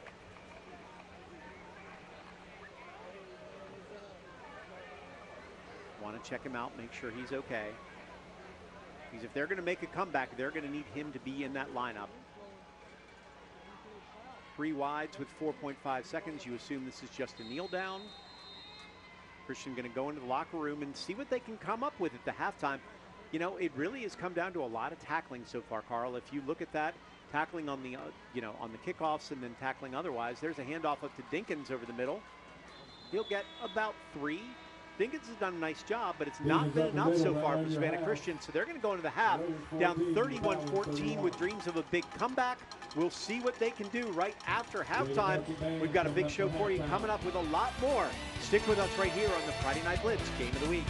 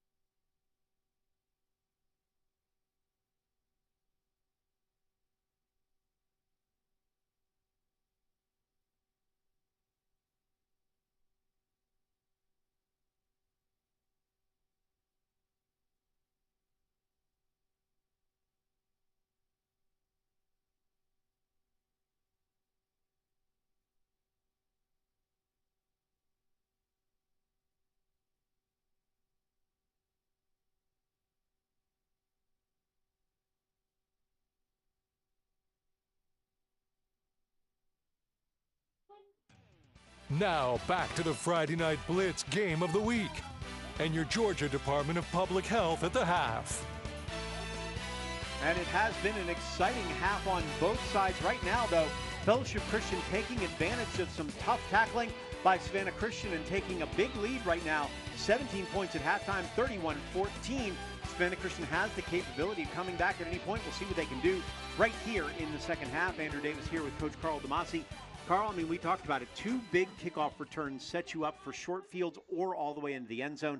Tough to come back from. I mean, special teams are a big part of the game, and Coach Baker Woodward said they had to play big on special teams, and it just didn't happen in those 2 plays, and just set up, like you said, short fields. And then when you play in Fellowship Christian that has the capabilities of making big plays, you got to be on your best the whole game. And they made a couple. Christian have had some of their own, but they haven't had enough. We'll see what they can do here in the second half. In the meantime, the Raider Band is out on the field, and the fans celebrating them right now. Meanwhile, for the Georgia Department of Public Health,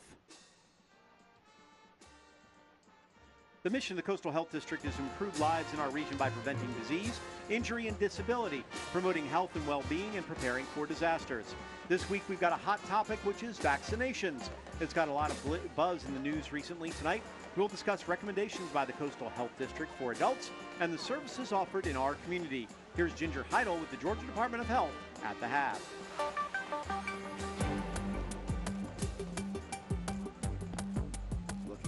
I'm Ginger Heidel with the Coastal Health District, and tonight I am joined by Dr. Bonzo Reddick, who is the Health Director of the Coastal Health District. And tonight we're going to talk about adult immunizations. A lot of people feel like once you get done with school, then maybe you're done with required vaccines, but that's really not the case. Can you talk to us about some of the adult vaccinations that are really important to consider? Absolutely. So some of it also depends on if you got all your shots as a child as well. So, and also when we say adult, are we saying 18 and up? If that's the case, then for a lot of people who are entering college or military, there are certain shots that need to get done. So that might be things like your meningitis vaccine, if you're going off to somewhere where you're going to be living in close quarters with someone else. But even if you're not going to college or military, there's certain vaccines you need on a routine basis, even as an adult. Tetanus shot every 10 years, for example. Every season, during that respiratory virus season, flu, COVID, RSV vaccine for some people. So these are things you need to continue throughout your lifetime. And another time when people may want to consider vaccines as an adult is if they've got a new baby coming into the family. So parents, grandparents, what are some vaccines that they should consider if they'll be welcoming a new child? That's very important, especially in today's news. We've had all these measles outbreaks over the country, right? So kids aren't able to be vaccinated against measles until they're 12 months old. So those infants, it's really important for the people around them to be vaccinated for things like measles, mumps, rubella, so they can't pass it on to kids. And same thing with flu shots as well. Kids can't get the flu shots for the first 6 months of life. So it's important for people to have flu shots, whooping cough shots, all those kind of things, so they don't pass them on to kids before the kids are able to be vaccinated. So those adults around them end up being that first line of defense until the kids are at an age where they can get those vaccines. Absolutely, absolutely. Gotcha. So another time adults may need to consider vaccinations is as they move into being a senior. What are some vaccinations that someone might consider once they're getting a little older in age? Sure, and that older in age is relative because I'm close to one of those cutoffs right now. I'm almost 50. So it used to be 65 was elderly, but really when you get about 50, there are certain shots that you should talk to your PCP about whether or not it's important for you to have them. Those are things like your shingles vaccine, your pneumonia vaccine, which a lot of people don't know about. And things like your pneumonia vaccine, you might be eligible for those even if you're younger than 65 or 50 if you have certain underlying medical conditions. So there are a lot of questions that people may have about these vaccinations, and unfortunately there is a lot of misinformation, whether it's on social media, whether it is there are just lots of places that you can get that information and it may not all be correct. What advice do you give to someone who's trying to decide what's the next step for vaccinations? So I encourage people, instead of running to the first thing you see online or on the internet or on social media, to really talk to a trusted healthcare professional. Each year in America, they give a poll of who's the most trusted profession in the United States, and nurses have won for like 10 years in a row or something like that. A nurse at your local health department or your local PCP's office or your local PCP is a perfect place to go for information about vaccinations, reliable information about vaccinations. Yeah, and these are the same people that we trust to help us with sinus infections, with any other of our typical ailments. So these are also the people we want to ask these important questions of. Absolutely. And in addition to that, all vaccines are not always created equal. So there's certain vaccines that are way, way more effective, like the measles vaccine, for example. Right now, in the midst of an outbreak, if you're around somebody with measles, you have about a 90% chance of catching measles. If you are vaccinated, you have almost no chance of catching measles, and you have close to a 0% chance of dying from it. In the midst of a nationwide outbreak that we're seeing, that's a critical vaccine to get right now, as opposed to things like your tetanus shot, which you should get about every 10 years. So like if you've been 8-9 years since your tetanus vaccine, it's not quite as critical. So for people who are vaccine hesitant, I tell them, like, talk to your PCP and at least find out what are the things that are most important for you, at least, and get those. Okay, great. And all of those vaccinations are available at your local county health department, so you can go online to find out more. Thank you so much, Dr. Reddick. Thank you very much. The WSAV Friday Night Blitz game. Health for those who live, work, and play in the coastal counties of Southeast Georgia.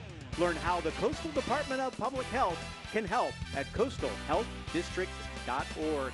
Savannah Christian looking for a little bit of help in the comeback department right here. 31-14 Fellowship leads at the half. Got much more coming up on the halftime show for the Friday Night Blitz Game of the Week.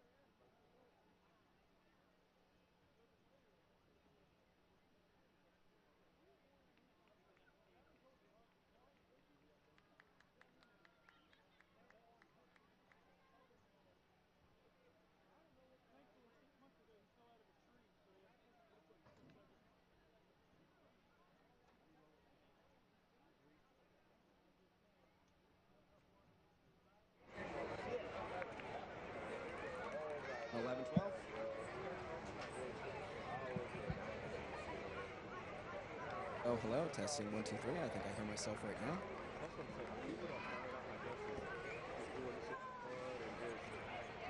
Hey, 1, 2, 3, 4, 5, 6, 10, 8, 9, 10. Testing the microphone.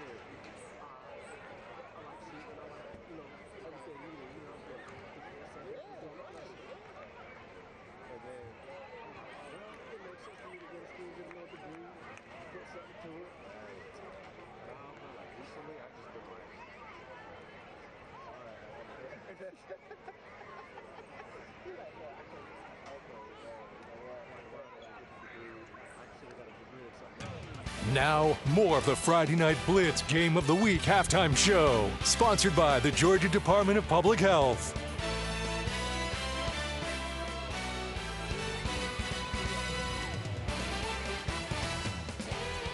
They're hoping for a big comeback right here in the second half as their Raiders down 31-14 to Fellowship on a couple big plays by the Paladins.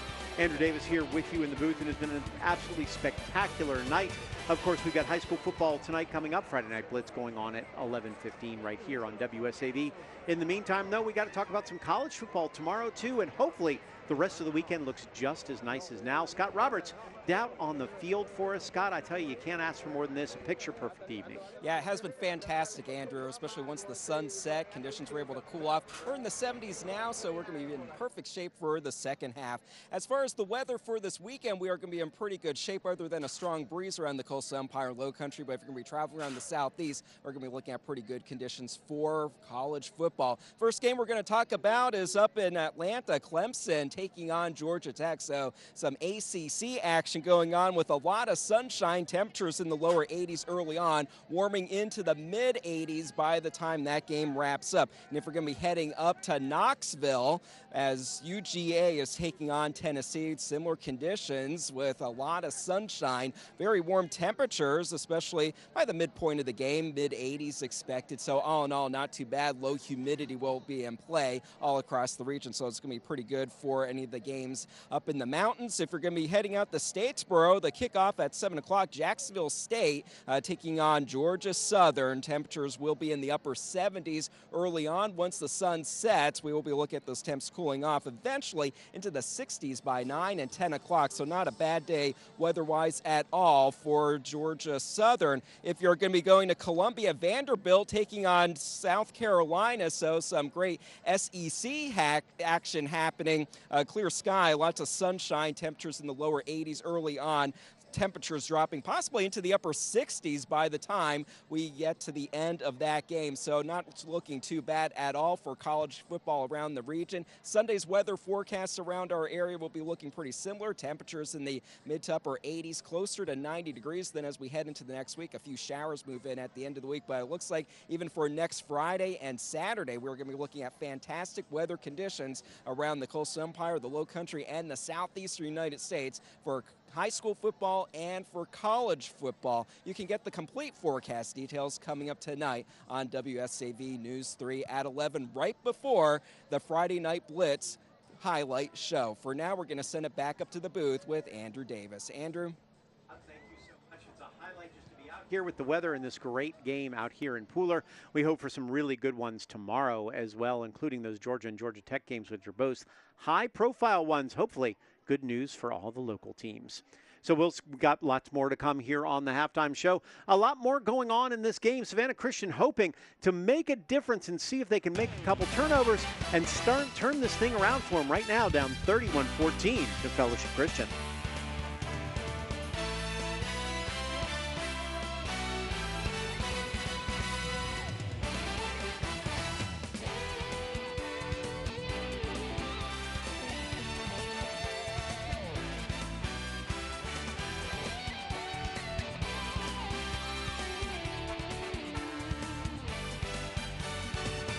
You've been watching the Friday Night Blitz Game of the Week halftime show, presented by the Georgia Department of Public Health.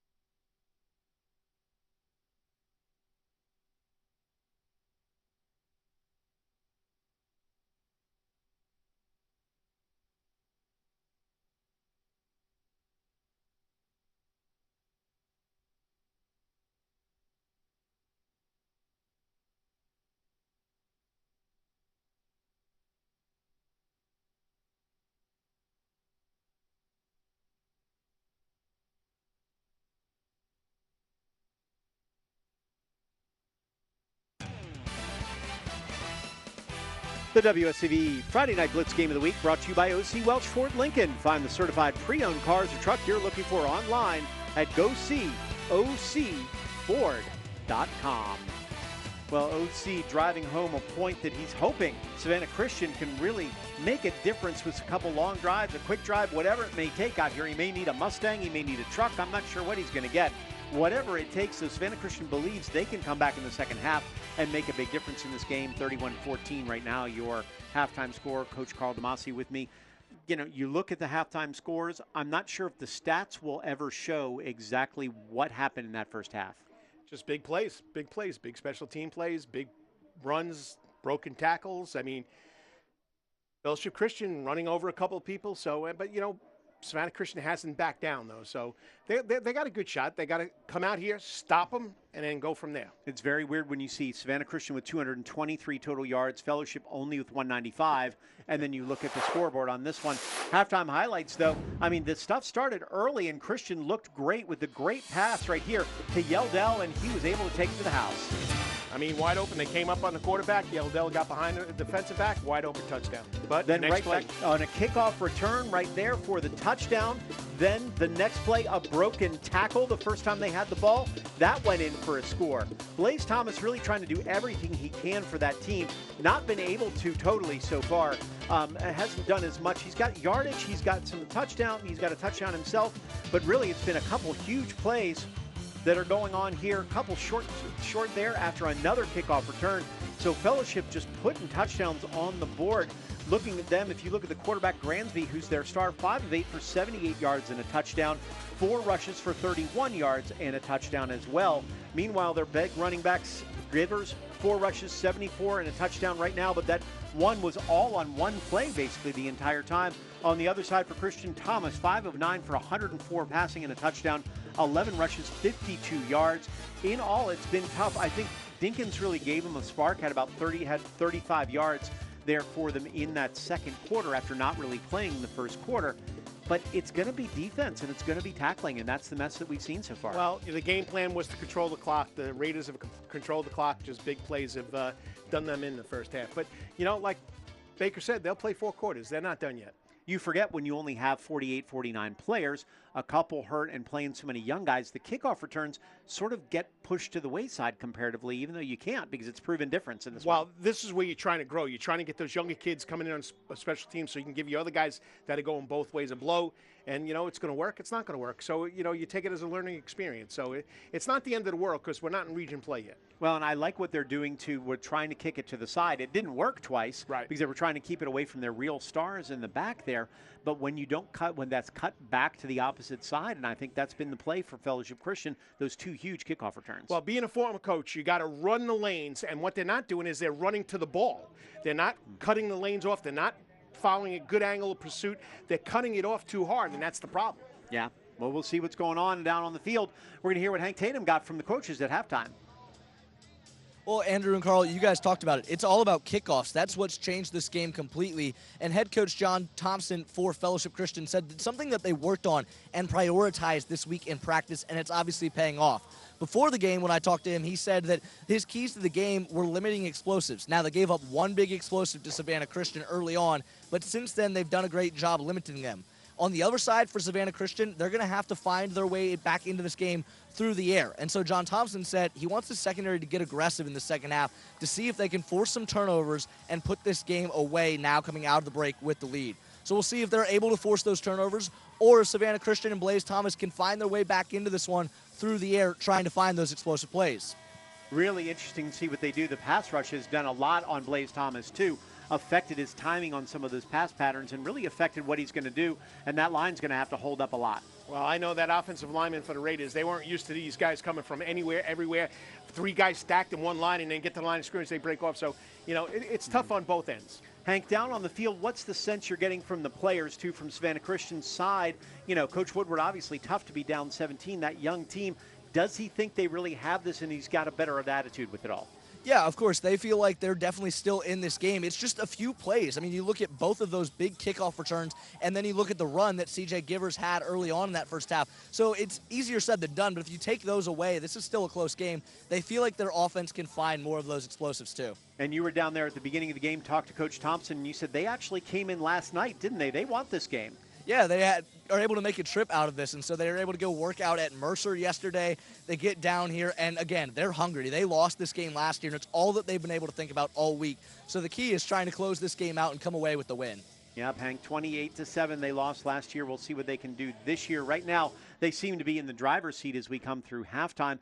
Savannah Christian, what do they need to do? What can we say other than tackle the ball and, throw for touchdowns? All I can say in the locker room, if I'm Baker Woodward, 3 and out. We got to stop them right here, 3 and out. We can't let them score, so we have a shot to be in the game. All right, we'll take a short break and be back in kickoff for the Friday Night Blitz Game of the Week next.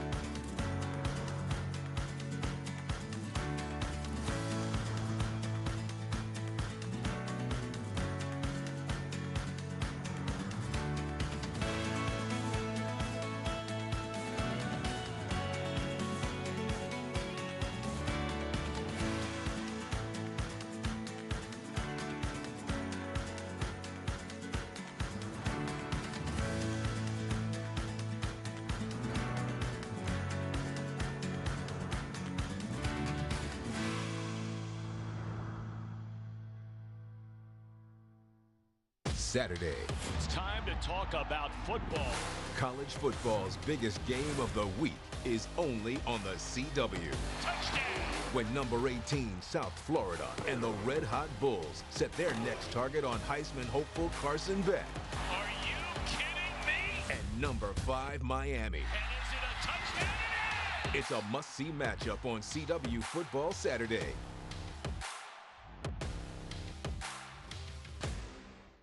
The Savannah Jazz Festival presents the Nickel and Oak Lounge Patron Tent in Forsyth Park. Enjoy 15 shows under the tent with seating, drinks, and hors d'oeuvres.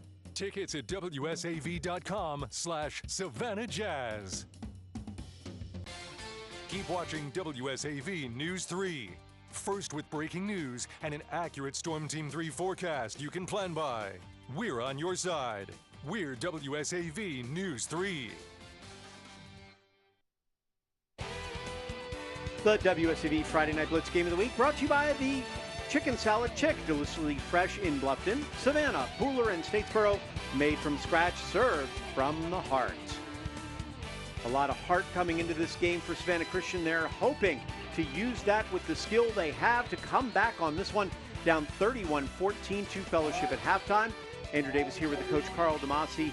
Fellowship with a couple big plays, a kickoff return for a touchdown, a kickoff return down to the 9, a almost 70-yard run play that also got them into school, that took them into the end zone, and then a late screen pass for 45 for the last score, which closed it off after Savannah Christian looked like they were going to drive down and get within just one score. We'll see what they can come up here. 12 minutes, the full third quarter left. They'll kick off to start this. Right now, we've seen on the kickoffs, this has been their Achilles heel, Carl, is 2 huge kickoff returns, both times that they've kicked the ball off. And, they had a plan, kick it to the sidelines, kick it to the short guy. That hadn't worked twice. I wonder if they'll change it now. Just stay in your lanes. Just stay in the lanes. Don't cut hard as soon as the guy gets the ball. Come straight down the field. Make him run into you. Don't try and cut him off. Well, you heard Hank say Coach Thompson from Fellowship worked on kickoffs all week, and it has paid off in a big way for them. Said they're going to go very short and on a hop to Dinkins up, and there's another call to the outside again. The same cut past the 50, down to the 45 to the 43-yard line. That is Holden Driscoll with another kickoff return, just a killer for the Savannah Christian team. We said it. Here it goes. Right, he takes one step up, then cuts out to the outside, and everybody's trying to cut inside, and that's the key right there. But they almost, the kick was so short, they were almost too far down the field in a way when they kicked it. Either kick it deep and say fill your lanes that way, or remember that you need to pull somebody back. You got to go straight down the field. I don't care what anybody says. Go straight down the field, and we're not doing that. Driscoll's now got about 130 yards in kick return yardage alone so far. There's Granby, the quarterback. He's going to hand it off to Givers, and Givers, the running back, right up the middle on this one. Givers had 74 yards on just 4 rushes and a touchdown. Of course, about 68 of that came on one play. So they've held him in check, but also Fellowship Christian hasn't had the ball. Yeah, right there, big JT Howell with another tackle. That's like the fourth we already said. Go ahead. Well, we'll see what's going on here. Fellowship Christian has the ball. Let's wait for this play, see what they've got on 2nd down and about 7. There's Granby on the play. He's going to pitch it out to Givers, and Givers will get past the 1st down marker and more, all the way down to the 20 to the 19-yard line. Let's go down to Hank Tatum on the Savannah Christian sideline. Hey guys, I was finally able to talk to Coach Woodward coming out of halftime there, and he said obviously the biggest key in this game is the kickoffs, as they've heard him so much. But the key there is that a lot of his freshmen are having to play on special teams, and so that's been a heel in their side, or a thorn in their side. But on defense, for them to get back into this game, it's all about gang tackling. They have got to wrap up and get multiple hats to the ball, he said, because right now Fellowship's able to get the explosives on breaking arm tackles left and right. And so that's how they're going to get back into this game, and what he said the key was here in the second half. And a flag there. It's going to be offsides on Savannah Christian. Thank you, Hank, for that. We appreciate it. You know, you can't make mistakes like this with a dangerous Fellowship team. They're looking to put one in. Here's Granby on. They're going to call this one below this dead before this happens. Somebody called the timeout. So we'll see what Coach Thompson has on this one. Timeout, Savannah Christian. No, I'm in. So we'll see Christian calling a timeout on defense early. They may need those later. Hopefully, if they're going to make a comeback, you want to keep those timeouts in your hat if you can. Well, Coach Woodward saw something on the defensive side that didn't look right. So before giving them up, give them another touchdown, you got to stop the play. And this is huge, too. I mean, 38 is a huge number for them to come back from. You hope to stop them here at least to force a field goal or maybe get a fumble out of this, because if not, that's a big hill to climb. 4 scores down. They've got the offense to do it. They have this capability. They've proven that already, but you don't want to put your team, especially a young team not used to this, in that position. Meanwhile, Coach Thompson's going to go for the jugular, you assume. He's called a couple different plays, you know, whatever he needs to do. And it's like Coach Woodward said, according to Hank, it comes down to tackling. He said gang tackling coming into this game was going to be huge, and they've not done exactly what he was hoping for. 11 hats on the ball. There's the run over the middle. That's one tackle, another arm tackle, but he was able to break free, but then falls down, gains 3 or 4, maybe 5 on that. Again, that's Givers. Now, Givers, the all-time touchdown leader for Fellowship Christian with 64 touchdowns. He's the all-time leading carries guy as well, a Duke recruit. Going to fit in well with a program at Duke that's actually really improving over time. Yeah, Gross got in the backfield there, just couldn't hold on to him. So 24 touchdowns last year, only 3 rushing so far this year. What's it like, 68 in his career, 63, something like that? Yeah, 64 officially is the all-time touchdown leader. That's actually 4 now because he's had one today as his 4th. Now they're in that I formation stack with one wide receiver. Going to hand it to Givers again. No, it's going to be Granby instead. And he's going to have a wide open receiver on that one for the score. Mac Town with the catch and the score. Good call. Wide open. Mac Town, the tight end, little used out there. Not many stats, if any, for Mac in this one. In fact, I believe there was a big goose egg on the board before that. So, Savannah Christian on a blitz. Number 34, Mr. Gross, blowing that gap, and that's what happens when you've got a running back like Givers, though. You know you have to stop him, and it opens things up like that, and good play fake made the difference. Oh, Gunby had the ball, I mean, so. Granby did a good job and did exactly what he needed to. That kick is up, and it is good there. That was by Colt Turner, who's the punter, also does some extra points for them. So we're at 38-14 here. Christian, you'd think, needs some sort of quick strike or a short drive, at least to put some points on the board, and then count on their defense to come back. Well, this is where the game can get out of hand if you try too hard, too fast. You know, it's they can come up with 2 scores before the end of the quarter. You're in the ball game. Then you're only down 2 going into the 4th. But they got to make something happen on defense also. So, yes, you got to score here. You got to score twice before the end of the score to have a shot, and you got to hold them, which is pretty tough to do. Yeah, we were talking to Coach Woodward when I talked to him earlier this week. Interesting, I didn't know, and as a coach, you do more. We didn't know that you could do the kickoff and say, well, I'm using a JV guy or somebody I wouldn't play otherwise just on a kickoff return, and then suddenly he can't play in that JV game, so he can't, or play for a quarter of that JV game, so he loses some of the experience. So Coach is really in a weird position with that because he wants to build these guys for this year and beyond. I don't know if they changed the rule, but you got a 6-quarter rule. So you can play 6 quarters in a week. So if you use that kid 2 quarters in, 5 quarters. If you use them for 2 quarters in varsity game, you can only use them 3 in a JV game. So I got to check that rule. It's been a long time since I had to do that. Well, that's what coach was saying, though. He didn't want to overuse his JV guys, but he wants them to get the time. He's going to need them next year and beyond. Right. There is the kickoff. That Weston Hughes. That is Weston Hughes is breaking it free. First time for a big return for Savannah Christian. Hughes is going to get after the 36-yard line, just what the doctor ordered. So Weston Hughes, the wide receiver, right up the middle, has improved significantly over his time with this team as well. Had 7 receptions for 91 yards versus Oceanside. 2 touchdowns last year. Knew he was going to be counted on here, but as we talked about earlier, 2 of the wide receivers they were hoping to be next to him, not on the line on there because they've already been injured this year. So a lot has been on his shoulders this entire season. Yep, a lot of kids didn't expect to go both ways. They have to do it now for the Raiders. We'll see what happens. We have Wesley Dinkins as your running back, Blaze Thomas, the quarterback. Thomas, the senior quarterback, 3-year starter. So far, he's 5 of 9, as I said, 104 and a touchdown, and he's got 52 yards rushing on 11.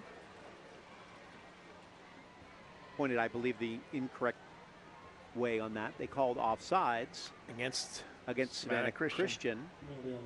I didn't think you could go offsides as an offensive player. No, I didn't think so either.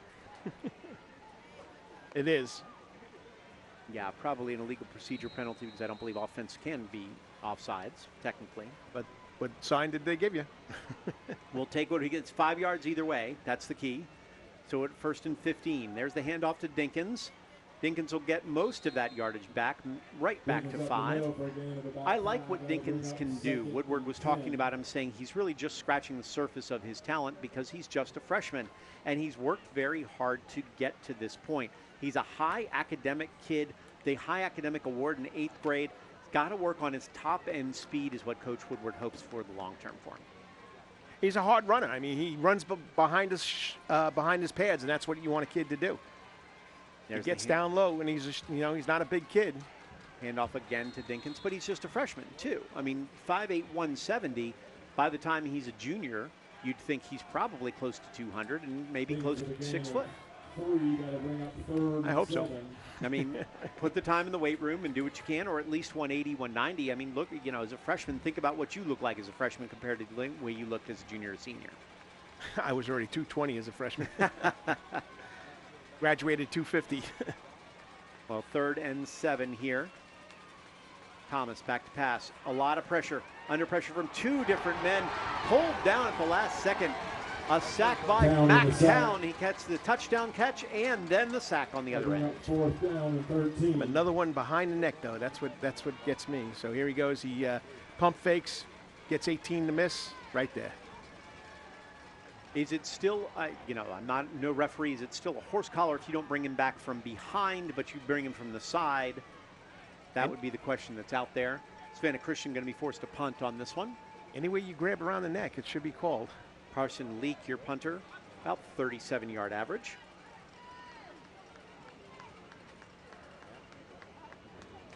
So Christian unable to put much together in that drive after a sack and a penalty. Leak with a very nice kick. Givers back for the punt return. He's going to get around the corner to the 40, to the 45, to the 50. There's a flag on the play. Down to the Savannah Christian 45, but thought maybe that there's a holding penalty on the other side. Fellowship pointing at Savannah Christian. Christian pointing at Fellowship Christian. Check the flag. It'll be the 46-yard line right now for Fellowship, for the Paladins. So you definitely got a holding back here on the other side of the 50 on the Fellowship Christian side. That would be my call. And you got something to do with roughing or late hit on the other side of the field. With my experience, that's what I would call. Well, we'll see what they're calling right now. There's pointing in various directions. Looks like the referee's marking by the actual flag where it hit, which is on the Paladin side of the field.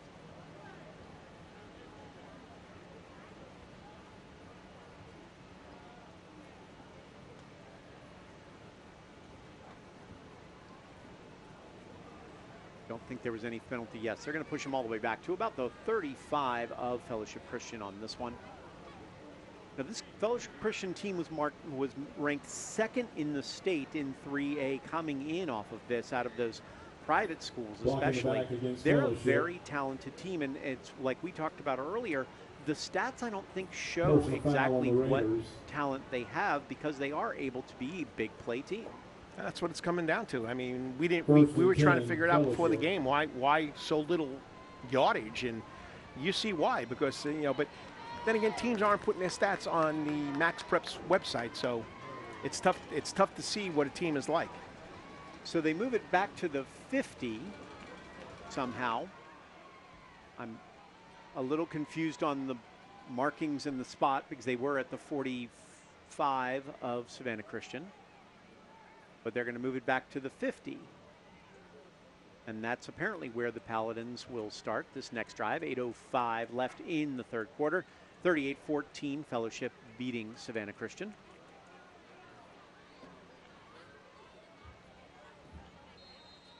So this drive will start right from the 50-yard line. The Paladins.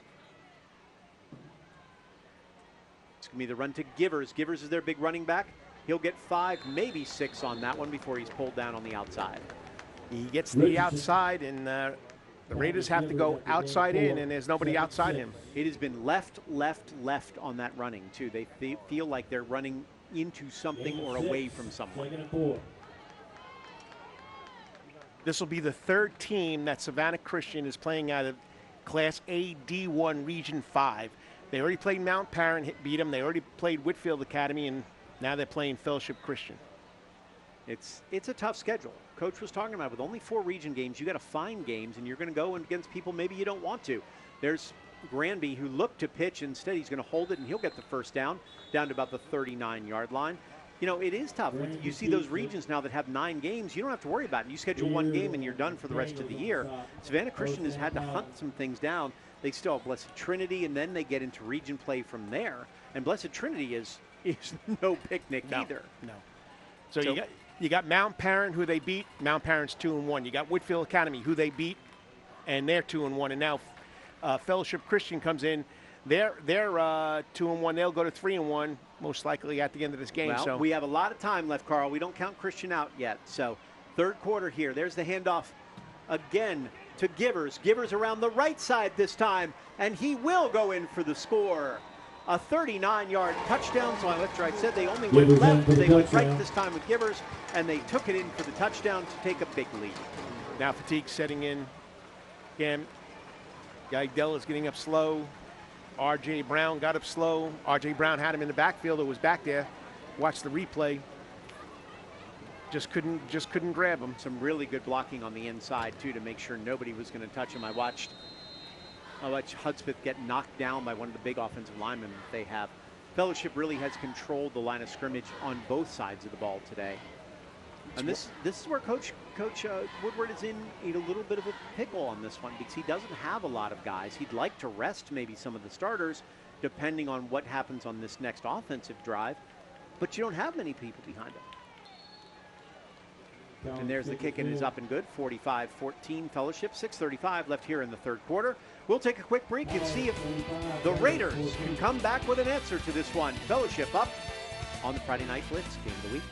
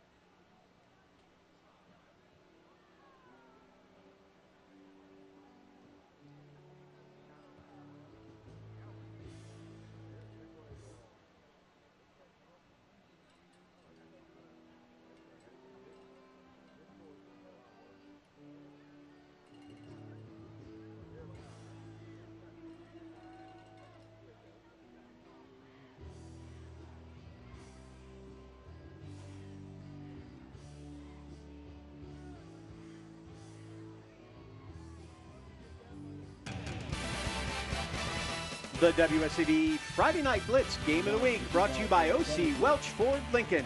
Looking for a new truck? Go see OC today. Looking at some of those Friday Night Blitz highlights you're going to see tonight at 11:15 right here on WSAV. John Paul and Hilton Head Christian, Dodge County and Vidalia. Toombs County, I'm really interested, Carl. I don't know what you know about Toombs and McIntosh right now. We don't get to see them much, but Toombs, defending champions, I'd be interested to see what they can do late in the season. They play Savannah Christian at the end of the year. It's a region game. Last year was a battle. 14-7 Savannah Christian win the region title. Toombs goes on and wins the state. Yeah, very interesting to see. That could mean one more time because this is one game in this season, and the region means a whole lot coming up. Here's Athen Hudspeth. Hudspeth's going to get knocked down at about the 16-17 yard line, and that's where Christian will start their next drive. Have not really been able to get a balance on offense or do much. The lines on both sides really have been tough for Fellowship Christian. And Savannah Christian's known for their line. These guys are playing hard, but they're bringing a lot of guys to get some trouble. But if you look at it, Fellowship Christian's line doesn't go both ways. Okay, where you're looking at it, Savannah Christian's line goes both ways. Yeah, some more of them do. Yeah. Definitely. I mean, some of the guys, Walker McClung does, a couple of the ones do, but not quite as many. I mean, say what you want, but their quarterback's going both ways, Carl. So I think Fellowship's in a very similar position to Savannah Christian right now. The difference is they're 17 seniors versus 17 freshmen and sophomores. True. Here's the handoff. Nope, Blaze Thomas will keep it himself. He'll gain about 3, maybe 4 on this one. 2nd and 6. But he's playing safety. He's not in the trenches going hand-to-hand battle. So, I know he's going both ways, but but most of Fellowship, a lot of Fellowship are going both ways too. There's not that many who aren't going both ways. If you look at what it is, a couple of them, and Christian, maybe everybody potentially or close to it. They started 3 or 4 guys who were not that way. So it'll be interesting. I'm not trying to give any thoughts or any. There's a catch right there by Weston Hughes. Good job by Weston, not giving up on the play, breaking a couple tackles all the way to the 31. That's a gain of 7 for Weston Hughes. Both are playing really hard. I think you're looking at a Fellowship Christian team right now with a little bit more experience, which is making a difference as well. Oh, yeah, definitely. I mean, I agree with you. So out to the 32-yard line. Nice catch and run by Weston Hughes.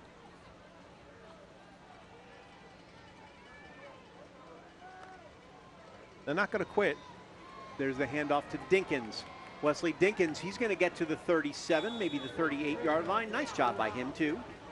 I really like what Dinkins brings, and he is just a freshman. This is some invaluable experience that he's getting this year, and he's going to keep getting because he's a talented guy. Hey, if you have the big boys up front, we got Brown coming back, we got Dillon coming back. We lose Howell and Melton, but you still got Jet Ayala coming back, so you got 3 offensive linemen coming back. Which is a big deal. Christian's lines are always good, too. And when one of them is our guy Dillon, then you've got some big boys out there. Yep. There's the run by Thomas. Breaks it to the outside and gets outside and gets all the way down to the 47-yard line. An excellent run there for 8 yards by Blaze Thomas. That's one of those that Coach Woodward probably would have liked to see him go out of bounds, but he got 4 yards by staying in bounds. Yeah, you don't need him to get hurt right now. Got a long. But he's got no give up in him. He never has and never will. And always he thinks he's got a shot to win this game still. 4:33 left in the 3rd quarter. Andrew Davis here with Coach Carl DeMasi. Blaze Thomas, your quarterback, in the red for Savannah Christian. Down big, and that's going to be almost picked. Knocked down. Dropped at the last second there by Mac Town, who's had a huge 3rd quarter. Offensively and defensively. Threw it into coverage there. Tough throw. Good throw, though. I've been very impressed with Blaze Thomas's arm and how good it is now. A little behind him. Because he had some speed on the outside of the Kenry wall. He used those smalls and protected the game a lot more maybe when he was a sophomore.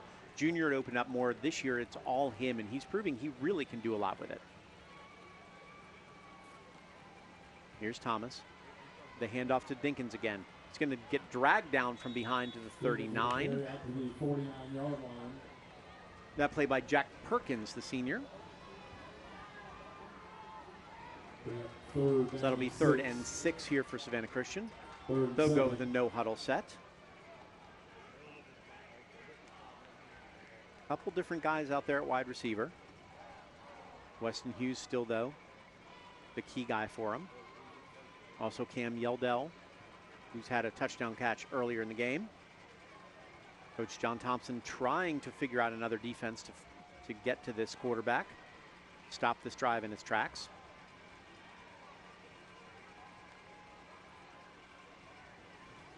They're going to fake it to Dinkins. Thomas will get it around, but can't get away from the tackler on that one. Noah Hazard, who brought him down after a 2-yard gain. That'll leave it at 4th and 5. You go for it or you punt it here. Quarterback still on the field as of now. Looks like this is an offensive play is what's happening here. Quarterback and offense. Coach not willing to give this one up. He thinks if he gets a score here, he can do something. If his defense gets one stop or a turnover, it can really turn this game around. They're going to go 4 wide with Thomas in a set, just with Dinkins. Thomas, only 3 men rushing, dropping 8. He's going to go deep. He thinks he's got somebody, and it's knocked down at the last second. Good play on the outside there by Simon Cofrancisco. He went for it all. Well, he had one-on-one coverage on the outside, was hoping maybe to get a penalty or get that catch. Didn't quite happen that way. Yeldell was not open. Good job by Cofrancesco. Fellowship cheerleaders, a lot to cheer about for the Paladins right now. This is a team, as advertised when you walk in, is the second one in the state. They had never beaten Savannah Christian before, admittedly only 2 games, but Coach Thompson made this a priority for his team to beat them. He thinks this is a key to the rest of their season. I mean, Savannah Christian been ranked #1 team for 2 or 3 weeks preseason. They were #1. You know, they took a tough loss to Oceanside Collegiate and they dropped. So a lot of people in the state had Savannah Christian as being the best. So, you know what, to be the best, you got to beat the best. And that's what Coach Thompson wanted to do right here. Nope, he's not calling off the horses. C.J. Givers on the carry. Givers is going to get a few more yards on this one. Well, 3rd quarter, clock ticking. Maybe a little early. He wants to make sure this is taken care of so nothing happens that leads him in that direction. Givers is a good back so far. Duke is going to be very happy with him. Yeah. I think he's going to get into that weight room some too and really make a difference for a team. He's a big boy. I mean, he's got a nice set of legs right there, and that's the key to everything. Is you know, you're big, you're strong, you're fast. You know, bigger, faster, stronger, you're going to win. 5'10", 195 is that all-time touchdown leader for the team. Tacked on 2 so far tonight to make it 66 in his career. 24 of those just last year alone. There's Jonathan Granby, the quarterback. Hand off to Givers again. Givers is going to break it to the outside, bounce it in, bounce it back out, get down to about the 39-yard line. That's a gain of 4. Good job by this defense trying to work hard to stop them, to not let these big plays happen, which has happened a lot this year, because you're going to learn a lot here too for them. You've got 4 region games coming up. You only have 1 more out of conference game, which may be even tougher than your region. And then it's time to really look there and go, we still have a shot for the playoffs. Got to be timeout here, Fellowship Christian. Now everybody's coming back on the field. They took Givers out. Maybe it was it may have been a injury timeout or a helmet would be my guess on that one. White Hat's coming over to the sideline.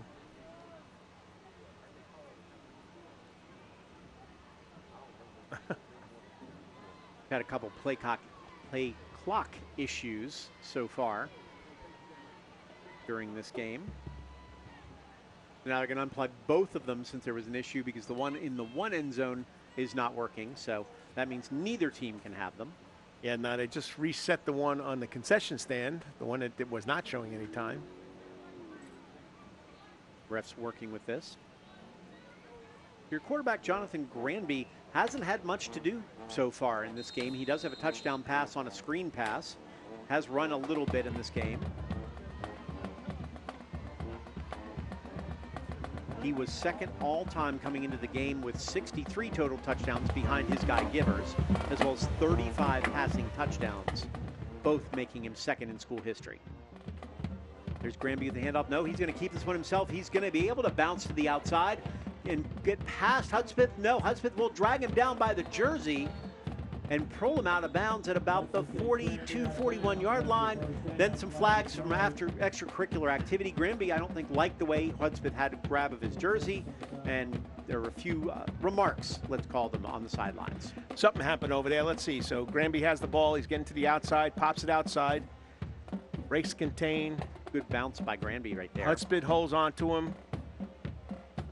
Now we got some more. We got Savannah Christian coming in, and they just push him out of the way. And they'll probably get the penalty on this one because that's what it looks like. Because they came in at the last second. You don't want to be the second guy in. Yep, they called it on Savannah Christian. You never want to be the second guy in. Granby probably had a lot to say or was right there, but same point, you can't do anything about that. Hudspeth did a nice tackle, 15 on top of it. And it's tough. You're a kid. You're a young guy.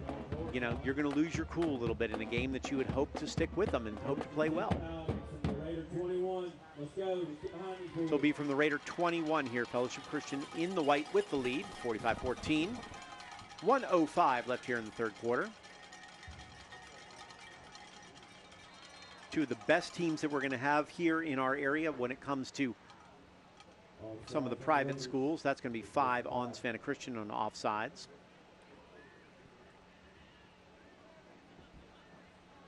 Now, Fellowship's in their own region right now, Carl, so we don't get to see them again for any purposes. Calvary or Christian won't have to worry about them in the future. They're in that Roswell area, you know, Mount Perrin, Whitfield Academy, who Savannah Christian's already played. That's their region. So there's the pitch to the outside.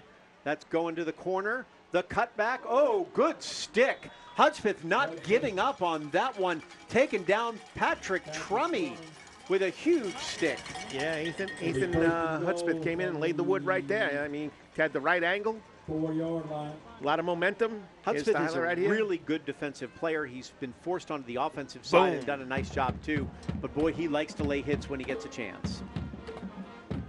So Trummey thought he had the end zone until Hudspeth got to him, but it will be first and goal from here.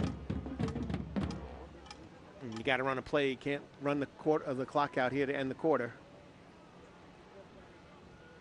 They got that big package in. There's Granby and Givers. Givers will get past one, get past not the second one though. Good tackle on the inside. Jalen Wright. Jalen Wright, who's had a couple tackles on there, so done a nice job on the defensive side. And this will be taken to the quarter and go ahead and move to the other side of the field where it will be second and goal. So a tough quarter for Savannah Christian. Fellowship puts 2 more on the board. Right now they've got the lead, 45-14, headed to the fourth quarter. We'll see what happens here in the fourth on the Friday Night Blitz Game of the Week.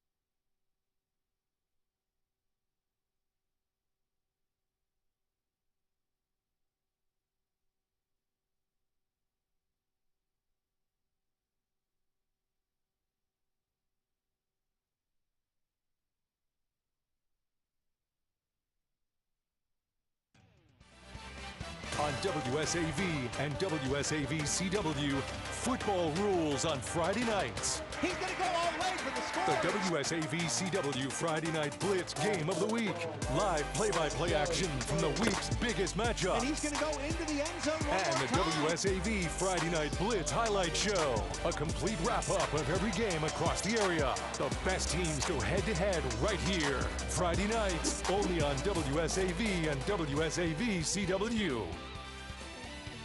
And the Friday Night Blitz Game of the Week brought to you by O.C. Welch.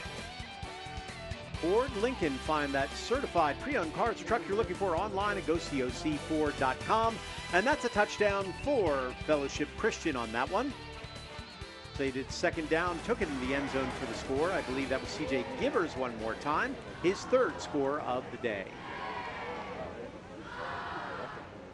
So 51-14 now, 11:55 here left in the fourth quarter. It is running clock because of the score difference right now. We'll watch the play, get you a good look. And it was the pitch out to Givers, who was able to go untouched into the end zone for his third score. So Givers has got some speed, proving it to the outside. Haven't needed to be in between tackles that much, but I don't think that's what he's designed for at his size. To get outside? No, to go between the tackles. Oh, I think between he's tackles, better. okay. He's better in space, and I think that's what you do, especially in a college game, which is so spread-oriented. Yeah, when you hit the corner and you got that speed, you got those legs, I mean, you know, you're going to make big things happen. And right now, the containment on the outside for the Savannah Christian defense is not there. So which is a good call. Which is a good call. You've been in these kind of positions before, Carl. Unfortunately, I hate to say that as a coach, but you have. What do you take away from a game like this, or what does Baker do with his guys for the rest of the fourth quarter? And then especially after the game, how do you talk to them? You just got to hope the kids don't quit. You just got to hope that, you know, they believe in what they're doing and they want to play some football. That's the big thing. Don't quit. So, and that's what's key to this whole thing. So you want to make sure that they go out there, they play hard, and you learn from it. You know, you learn from it. So here we are right now. I don't think they're going to quit. They're 2-2, and they've got their whole region ahead of them. I wasn't even thinking. No, I'm not saying quit. I'm saying quit in this game right here.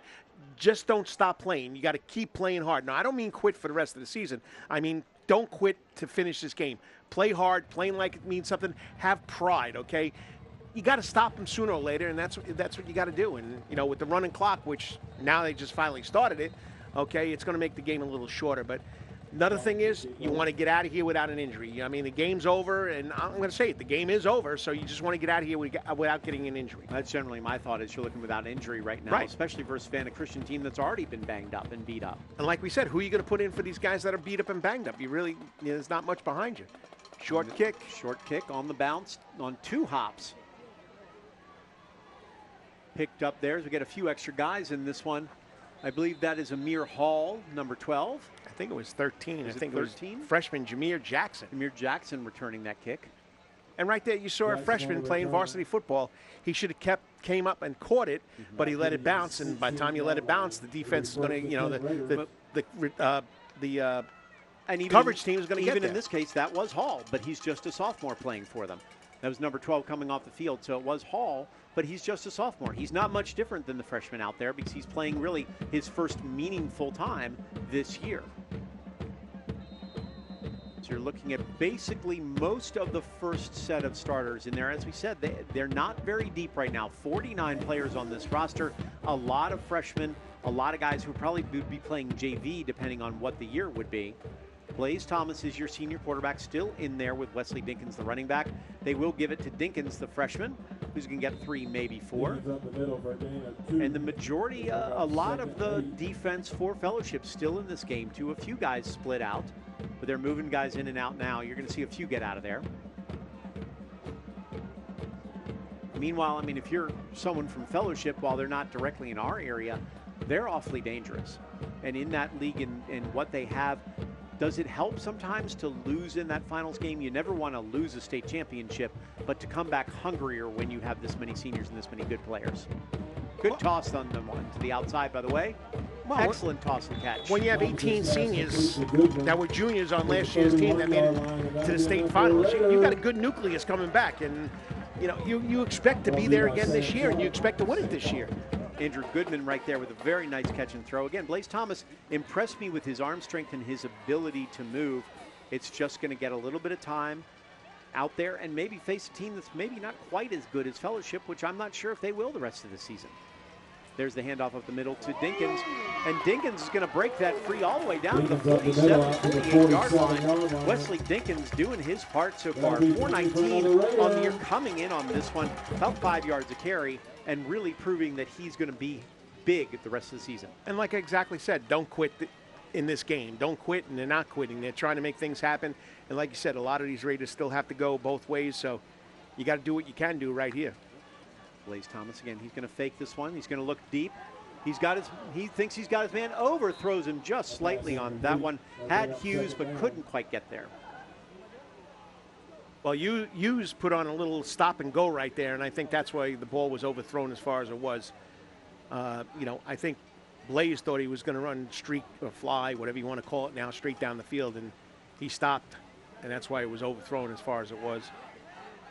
So 2nd and 10 right here. Thomas, though, with a nice deep throw. The wide receiver out here on the bottom of our screen. Looking at some more people getting in the game. There's Thomas, who's going to carry it. He'll get down, good push and good leg drive.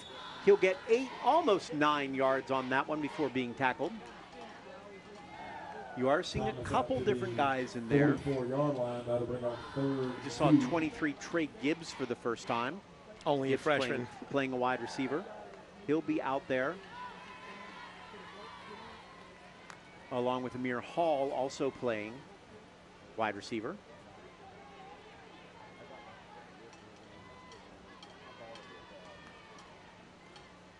There's a handoff again to Dinkins.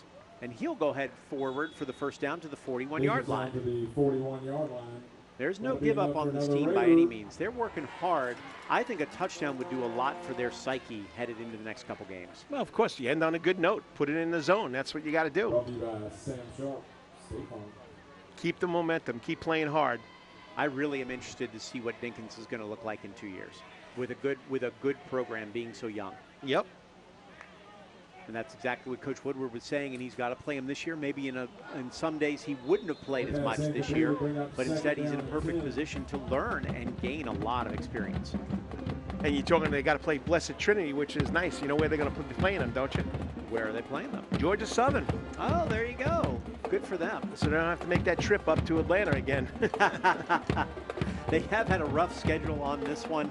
As we said, Coach Woodward scheduling anybody he can find because, unfortunately, the name Savannah Christian, they've been so good. A lot of those teams don't want to play them in those first couple. Hey, look at Benedictine. They only got 9 games this year. There's a good run by another running back. Landon Tyson. Landon Tyson. You talked about him. I talked about it earlier. I thought he might get a few carries. 14 for 51 coming in the game. Thought he might get a little bit more. I've seen him run in a couple of games. He runs hard. Not the biggest guy in the world, but runs very hard. He's got to get that ball to the outside arm, though. He'll learn. He's learning. He's just a junior. Another one of those young kids. And Tyson breaks it to the outside, down to the 30, down to the 20, to the 19-yard line. A burst from Landon Tyson getting some yardage. You like to see this, too. Tyson could be really helpful. Dinkins can't play every down. Hudspeth really shouldn't play every down. So to get Tyson some time and maybe a burst here and there. You like those quick guys. You look at a Darren Sproles or somebody like that. Yeah, you definitely that scat back. Not the biggest guy in the world. Was it Deuce Vaughn out of Kansas State? Not saying Tyson's that small, but there's another play for Tyson. Good job down to the 25. Landon Tyson doing an excellent job. Man down, though, for Savannah Christian right now. Second down. One of the linemen on this. I think that's R.J. Brown. So while Brown's down on the ground, we're going to take a quick timeout right here on the Friday Night Blitz Game of the Week.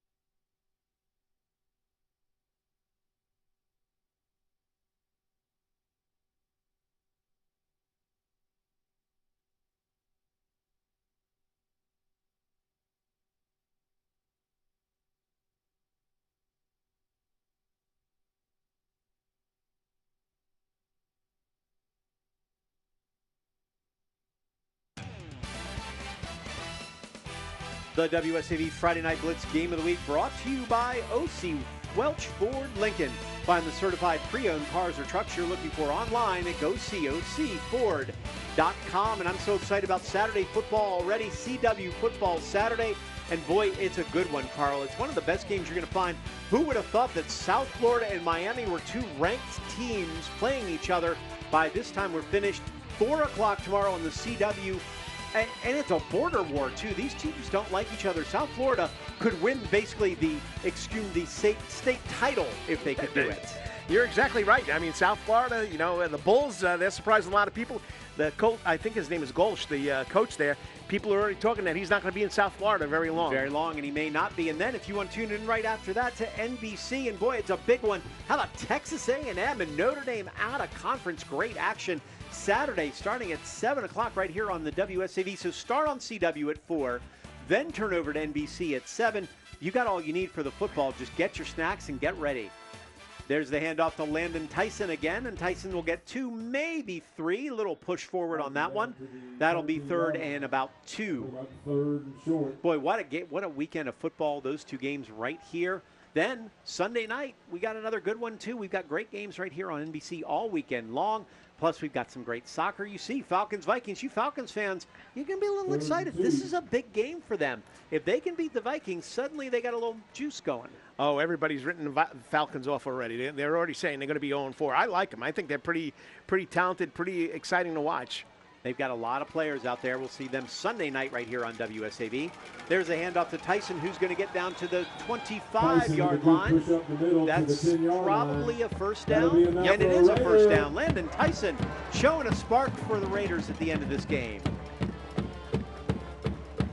Love to see this for Landon Tyson, the junior, getting his first carries of the game late in the 4th, but doing an excellent job with it and basically carrying this entire drive for the first time he's been in. 5 straight handoffs to the boy. He's done a good job. He runs hard. He, as I said, not the biggest guy in the world, but runs very hard, and the line's doing a nice job blocking for him, too. There's a play up the middle. This one not going for much. Probably a stop right on the line. Give credit to the tackle for Molokau Toyin Analaje. I'm sorry, I'm going to butcher that one. Mololua Toyin Adelaje. I'm not even going to try and go there with that name. So I'm going to call him Mo, I believe. Just call him Mo. If he makes another tackle, he gets Mo. That's what's going to happen. So, but nice job. I apologize. Did not prep for that one as much. So there's Tyson in the backfield with Thomas, and they're going to hand it again to Tyson. He's going to get around the corner, and Landon Tyson is in the end zone for a score. How about that for Savannah Christian? Landon Tyson, the junior, gets 7 carries on this drive and closes out the day with a Savannah Christian touchdown. Good job, Landon Tyson. Never say never, and they didn't quit. I mean, they're still playing hard. We got it. Good job by that offensive line, by the way, too. Exactly. Let's give them credit.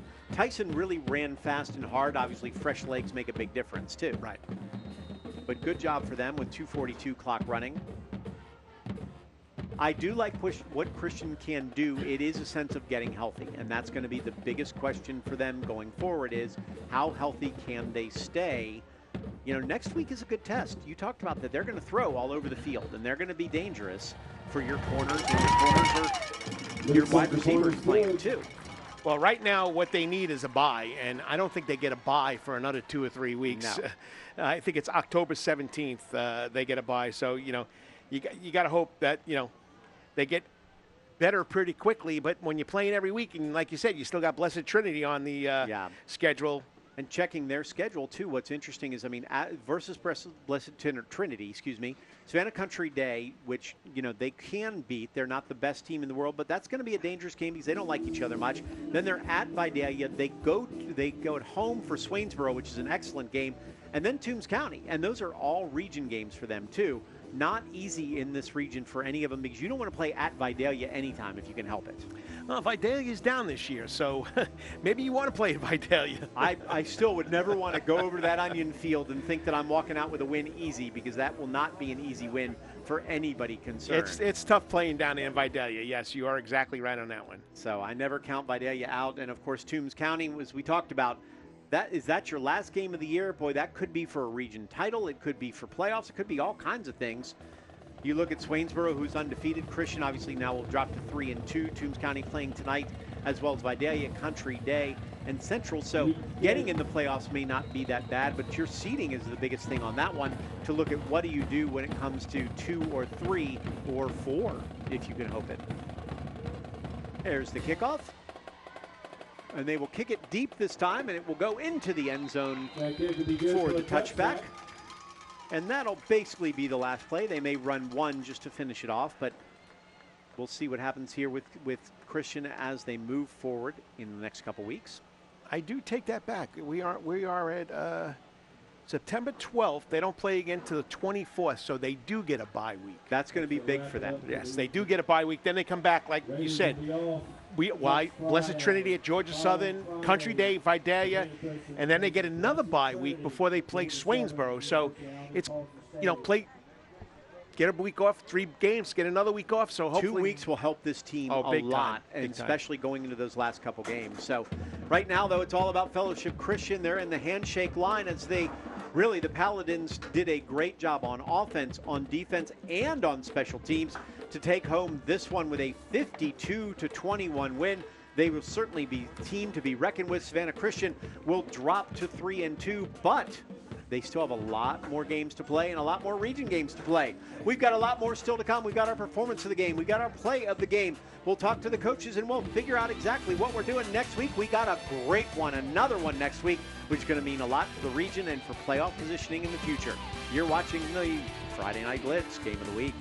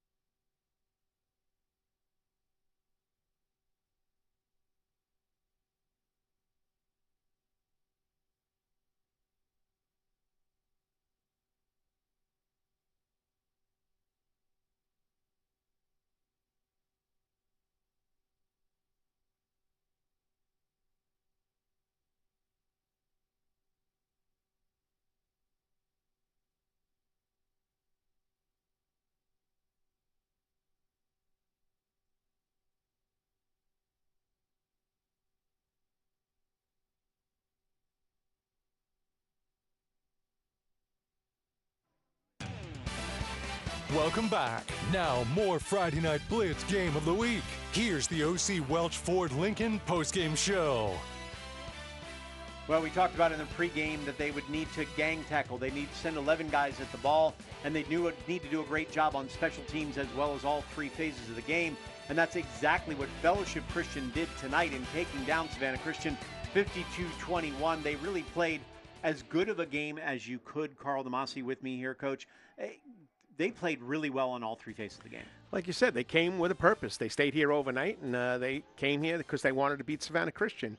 And, you know, the team had a great season last year, and they're going to be just as good as this year. They got a lot of guys coming back.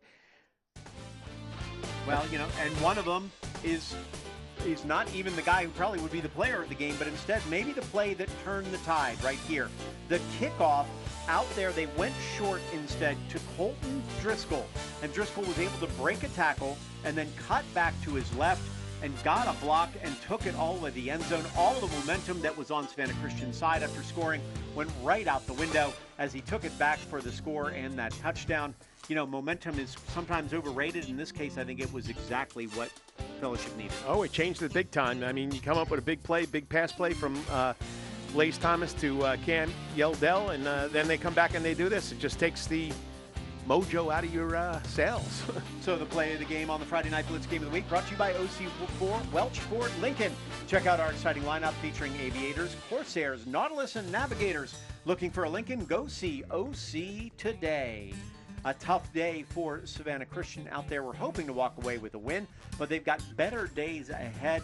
They've got 4 region games and everything you can want. In the meantime, though, Coach Thompson and Fellowship Christian pretty excited about it. Hank Tatum's down there with him on the field.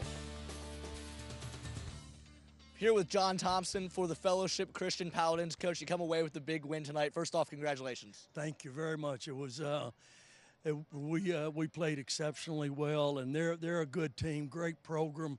Got a lot of respect for them, and they're going to win a lot of games. Coach, we talked before the game. You said that despite all the experience, this one meant a lot because of what happened last year. It was a rare blemish for your team. How good does it feel for your guys to get the win tonight? Well, it's pretty amazing that it was by the score it was, but our offense controlled the football and scored, might have scored every time they touched the ball. I don't know if we even punted tonight. And our defense kept a lot of pressure on their quarterback, and our kicking game was amazing. I mean, every time we stuffed them on our coverage, and we were running it back. So it was one of those special nights that doesn't happen many times in coaching. And I understand that was a really good team that we played, and I'm just proud of our guys. You told me before the game, obviously the kickoffs were such a big deal, and you told me at halftime that that's something you guys worked on a lot this week. What did that look like in practice, and how do you feel like your guys were able to execute that tonight?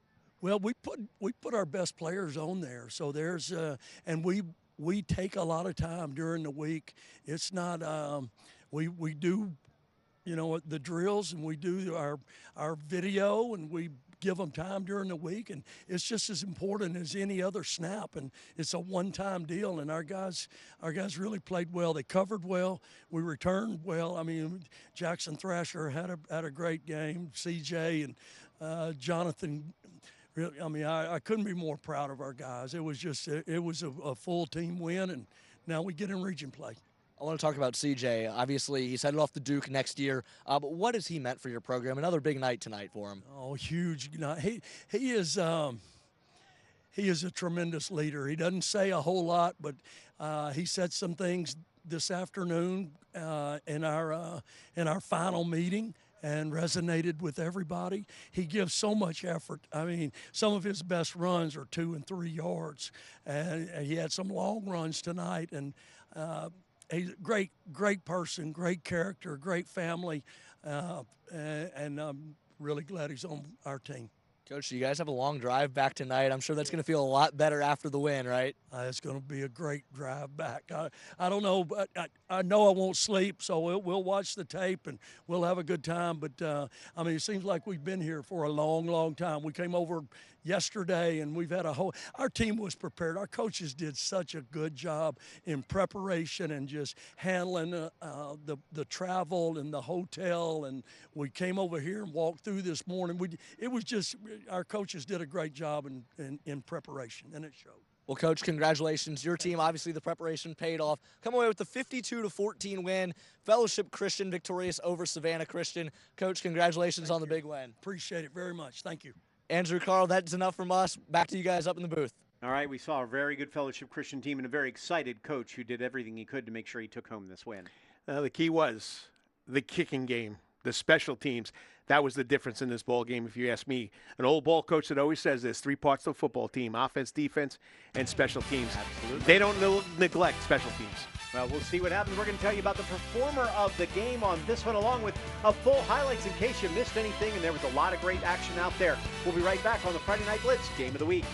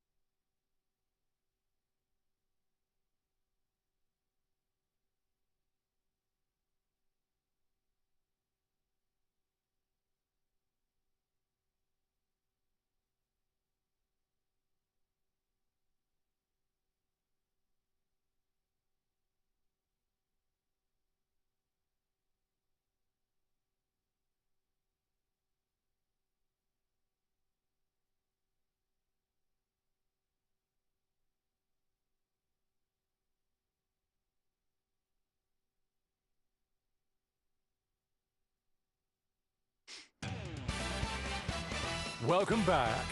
Now, more of the Friday Night Blitz Game of the Week postgame show and OC's top performer. A tough one for fans here in Fuller, who are going to leave the stadium with a 52-21 loss, as the Raiders aren't able to put enough together to take on a very tough Fellowship Christian team ranked 2 in the state, and they proved exactly why they are just that. Andrew Davis here with Coach Carl DeMasi. And Carl really could look at so many different players when it came to performance of the game, but I think one stood out above them all, and that's that running back that they have, C.J. Givers. Yes, it was. I mean, he was all over the place, ran all over the place, ran people over, ran in the end zone. Started with basically his first carry, which he took all the way to the end zone from 68 yards out. In all, 12 carries, 152 and 3 touchdowns. He was already the career touchdown leader for Fellowship Christian. He added 3 more to that total today. He's just ahead of his quarterback, Granby, by the way, so they're back and forth on that one, but he put a little bit of distance on this one. Impressed with his speed to the outside and his willingness to take a hit when necessary. And he can run you over, too. Coach Thompson, his coach, said, I liked him better on his 4-yard runs. Well, I think Coach liked those 60-yard runs a little bit better than the 4s, but C.J. Givers is your performer of the week. And that's sponsored by O.C. Welch Ford Lincoln. Find the certified pre-owned cars or trucks you're looking for online. Go see ocford.com. So you look at this from a Savannah Christian point of view and go, it's just one game. It's just one loss. It's not in region is the good news. Fellowship Christian walked in and sort of circled this one from last year. They beat them 28-7 last year. They said, we're not going to let that happen again, and they didn't. Well, you got a bye week coming up. So, put these 2 games behind you. You won the first 3. You lost the last 2. You got 2 weeks to get your players healed. And then, these kids are going to learn from that, and these kids are going to come back better when they face Blessed Trinity. You got to be excited about it because they're going to be playing them in Georgia Southern. So, and then they open up with Country Day with their first region game. So they'll be ready. Interesting to see Coach DeMasi, who's on the field right now for Savannah Christian, what he can dial up for this offense to try to change things as they continue on through a very tough region schedule in the next couple of weeks. I don't think he can change anything. But he can't change injuries, and he can't change the kids getting healthy. That's the biggest thing. I'm not just saying it because he's my son. I'm saying it because what he's doing, he's calling a great game, but when you're not healthy and you don't have everybody you need to run the plays, it's tough.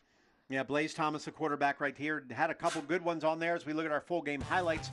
7 of 15 for Blaze Thomas on the day, 126 yards. Also had 62 rushing. That was for a first down. You see here, he was under pressure a lot and had to find his way. He found a perfect thought to Yeldell there, which took it to the end zone, and 7-0. Savannah Christian looked good for the Raiders early. Yes, it did. It looked like they were going to take the lead, and they were going to be back and forth with this team. But then first offensive play, C.J. Givers breaks 1 tackle, breaks 2 tackles, and then uses the speed to get down the sidelines and take it in the end zone to tie it up at 7. That momentum quickly swinging that way. Then Christian comes back with a kickoff. And what happens here? But a kickoff right back on the return. And the score for the Paladins on that one, Holton Driscoll, after they had scored to get it within 7. Then Thomas again under pressure, throwing it up here, hoping to get something happen, and unfortunately just dropped by his receivers. Really couldn't make it all. Thomas would go in for the score there. That would get him within 1. Right. And then one more time, right back with another huge kickoff return to see what they could do, and they did everything they needed to. The kickoff returns, 3 enormous kickoff returns that put them into plus position. The second one got them to the 9, the third one down to the 40, so it's short fields the whole way, and then Givers was just dominated. This is the third of the kickoff returns here, which got them as far as they needed to really do some damage. How much does it make a difference, too, when you're running short fields all day? That's Mr. Thrasher right there. And got it down to the 9. It was pretty much an easy 4-down territory for them from there to go ahead and push that into the end zone. Then this was after Christian had to turn it over on downs. The cut back and the score for Cofrancesco. Simon Cofrancesco, I've been saying it all night, and he did a good job and scored on the screen pass. And really, the second half was just academic for everybody concerned. There was the touchdown over there to Mack on that one. Another touchdown from Mr. Givers. That was number 3 on the day. Fellowship Christian looks really good, so very interesting to see how the rest of their season goes. Savannah Christian, as you said, got that bye week before we go on next week. Next week, by the way, though, we don't have a bye week. We're ready for a lot more. A great one. Calvary and Jenkins maybe already for the region title. Don't want to get too far ahead of each other. We've seen Jenkins already played well. They just dominated last night. Calvary, again, putting up points left and right. We saw them in a huge win over Oceanside. This is going to be a great game. They may start scoring now and not stop until next week. So, Oceanside Collegiate, and they come back and they come from behind and beat Southeast Bullock. Warriors last night took care of Beach big time, so it's going to be a barn burner. Last year, Calvary won late, 34-31. It's going to be the same thing this year. All right, well, we're going to wrap it up. We're going to get over there. Coach Carl DeMasi, thank you as always. We'll see you back a little bit later in the season on always this one. A lot of fun. Calvary and Jenkins next week. This week, though, Fellowship Christian takes home the win, 52-21 over Savannah Christian. Andrew Davis for Coach Carl DeMasi.